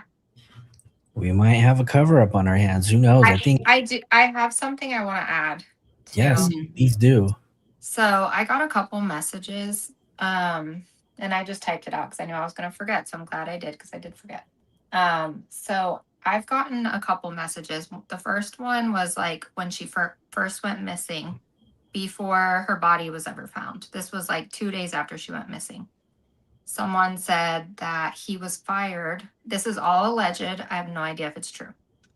He was fired from the police department for harassment. He was harassing a woman, and that he has a history of DV with women. Is this the husband? That's the same message that I got. That's exactly what the message says that I got. Yeah, and then I got another one either today or yesterday that said the same exact thing from a totally different person, that they heard that he was fired for harassing a woman, and that he had domestic violence in his past. I forget where it was or what we played, or if it was from a video that they were saying maybe potential stalking, or I don't know if And that's the domestic violence is even from people that dated him. Like people that dated him. Yeah, that's what that's the messages I I have got. that too. Yeah, I have that. That's from the message I got too. Did Banfield talk about this today? I didn't. Oh, I don't know. This is just I got this private message on what day the day her body was found, whatever that day was. So the 17th. 17th. Yeah. Yeah. So I got it back then. Wow. And then I know you started to get the messages like that same day or the day after, because that's when I saw you posting about it on X, and I was like, holy shit, I wonder if this is the same thing. And that's when I reached out to you. Yeah. But it ended up being two different things, because the one that I thought was the one that was telling me about the girl that Brian Etten interviewed. Right. Do you guys know if you guys are receiving messages from the same person? Yeah, we do know. Because you said it's not the same person. Yours started with a different letter than mine. Yeah, we checked it out, and it's not the same person. Which tells me that if obviously you guys are getting this from multiple different sources, which is telling me it's not a secret how his behavior is. It sounds like it's a cover up. And I think that is what. Okay, so going back to Amy Hilliard, she is I think, wealthy person that lives in Oakland, and she went missing mysteriously. And her husband, I have to send you guys her husband's interviews, and you guys are going to be just as fucking creeped out as I am. And there has been like not a whole lot of talk about it, but her husband keeps pressing the fact that she has mental illness. She has anxiety and a little bit of depression. Like, so fucking what? We all do. Right. So my mind is blown about how Elena Moore's case has blown up, because why has it blown up so much? And I think it's probably because so many people that knew her and that lived in their community probably knew about her husband. Yes. I think that's why it's blown up so much. Whereas with Amy Hilliard, I don't think anyone knew anything about her life. Because it doesn't make sense why one went immediately straight to mainstream media and the other one hasn't. Yeah, and I think it's the friends reaching out to the media outlets and saying, hey, my friend is missing and nobody's giving us any attention on this. Can you please cover this? And that's really what helps get the word out. And, and this is what we kind of help with Crime Scene Collective is we help get, that outreach out there with even, it could be mainstream media, it could be social media, it could be X, it could be anything. And we could bring it back or we could push it out. We could do either direction, but sometimes people don't know look at the baby. Sorry, Sometimes somebody asked for people don't Yoshi. know how much is available to them or how to handle that. And then with the Elena case, like it obviously shows that her friends were really concerned a little bit too late, because like we know, she did reach out to her friends ahead of time and they were like, okay, something needs to be done here. We need more eyes on this. And that's finally what got some eyes on it. I mean, I don't know. And maybe the same thing needs to happen with Amy. Yeah. Well, I mean, I just looked at the Amy Hilliard case, so we definitely have to plan another show so we can cover this case, because I would absolutely love that. I've been pushing that for months. I a lot of times have it pinned at the top of my X. I repost it like once a week because it's so insane that it's not getting coverage. It drives me crazy because there's something fucking weird. You and I are going to have a talk about X, because that's a platform that I definitely have not spent much time on. So those of you guys who are in the chat, make sure you guys follow me on X too, Flojo TV. Yeah. We're going to start getting active on X as well. Yeah, and follow me at True Crime Belieber. There you go. Alina, And me at Crime Scene Collective. Hey. Yes, I'm on X too. I'm trying to get established on there as well. Yeah, Yoshi and says actually hello. after this, I'll make a post and I'll have my followers follow you guys. It might Oh, make awesome. you Thank you. I don't know, but We'll it's all worth a follow shot. each other. Yeah. Perfect. So, I mean, where do we go with this? I mean, obviously, you know, this case is in the media now, so people are going to continue talking, and hopefully, you know, with some of the sources that you guys are receiving, you guys can get them connected with larger, you know, the Entons, the Banfields, the Nancy Graces, because I think they need it. And until, you know, justice is served for Elena Moore, we're going to continue to talk about her and the other cases. I absolutely had a blast tonight. I don't know if we're done or if we're going to keep going, but I just want to say I had a blast with you, Elena, and TCB. I do want to do this again. Put a 1 in the chat if you guys enjoyed this show. And I want to know, you know, so we can gauge if we're going to have another one. So you guys let us know in the chat if you guys enjoyed the show. I'm going to put my one too, because I enjoyed it. I have another case that I wanted to talk about that I'm hoping maybe we can collab on. So, you know how you mentioned, TCB, you mentioned, and you did too, Joe, maternal instincts.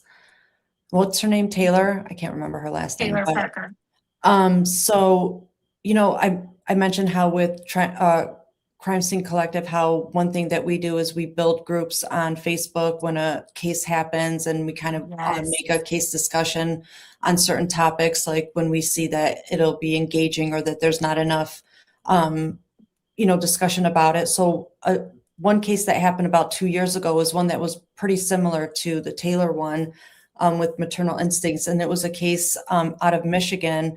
Her name was Rebecca Park, and she was attacked when she was 38 weeks pregnant, and her baby was cut out of her. And obviously they both lost their lives. And we started a group 2 years ago for Rebecca Park. And just now, and I really think it's because of the maternal instincts, the group has just picked back up and is getting a lot of engagement again. And I'm connecting with Rebecca's sister, a lot of local people over there. There's just a lot of activity. So maybe we can get together and bring it back to light and get attention back on it. So that'd be something, just, you know, because it's back in the spotlight. I would love We to can talk about that as well. So you they know. were never arrested, whoever did it? No, there's a lot going on with it. I just have to bring myself back up to speed. It honestly just happened in the last like 24, 48 hours. So I had to go in there and make the group like private. I had to clean it up. I had to do like all this stuff. So I have to bring myself back up to like what's happening. I was doing a lot of like maintenance in there.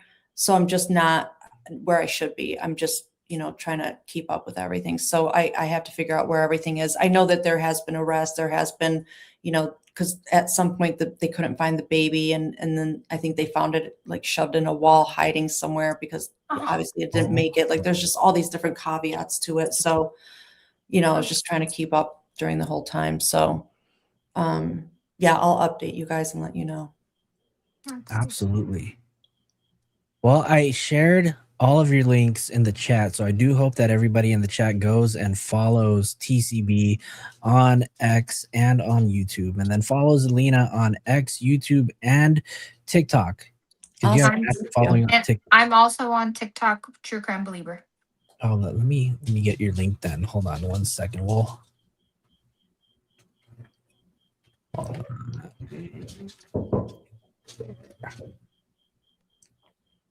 That's so sad, Elena. Oh my God.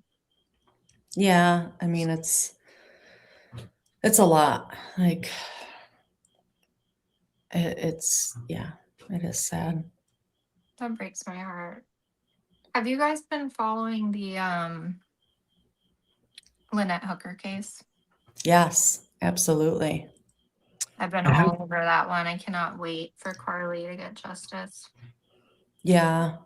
And, you know, I think that one is a pretty telling case as well. And there was a lot of signs along the way. And yeah. It's just thank a God matter for of the time. daughter, for speaking out, and Carly and and being the voice of her mom and telling the story for her and bringing the proper attention, because if it wasn't for her, then I don't even know the guy's name because I don't give him attention, but he would have been able to hold the narrative, and he was for a good little bit there, you know, and people were believing him and having sympathy for him.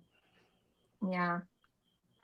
Yes, definitely. Thank you to Harley and everybody in your chat for helping the whole time. Gold Digger Yeah, and I totally appreciate and that. all your in, Harley. mods.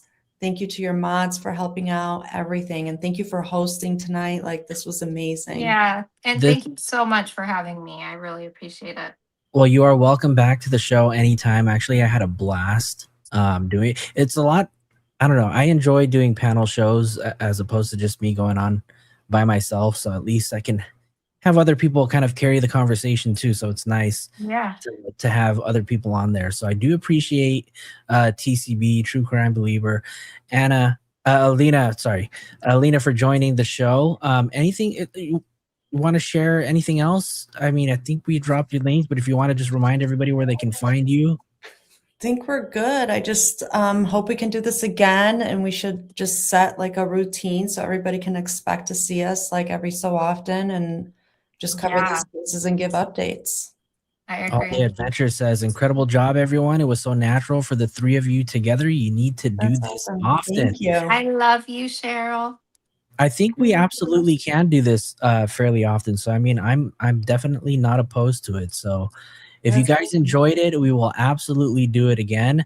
So do me a favor, if you guys haven't already, go to all of their pages, subscribe to all of their platforms, whether it's YouTube, TikTok, X. Nobody uses Instagram anymore, huh? No, I tried to. I tried to, and I didn't get any views on anything. And like, it's not about the views, but it's about like putting the word out. And I wasn't getting the word out. No traction, right? Yeah. Yeah. Well, we absolutely will do this again. So everybody do me a favor, hit that like button, hit that subscribe button. And let me make sure that I thank everybody that supported the channel tonight. Veronica with your $10 super chat. Coco Mom celebrated 5 months as a member. And Coco Mom gifted 15 memberships tonight. So Coco Mom, if you're still here, thank you so much. And everybody who received the gifted membership, please make sure you thank Coco Mom in the chat. I think that'll be it, you guys. Thank you guys for tuning in to Filling in the Gaps. My name's FloJo and Crime Scene Collective and TCB. Thank you guys for being here. We'll see you guys later, you guys. Take care. Thank you. Good night. Good See you night. guys next time. Bye.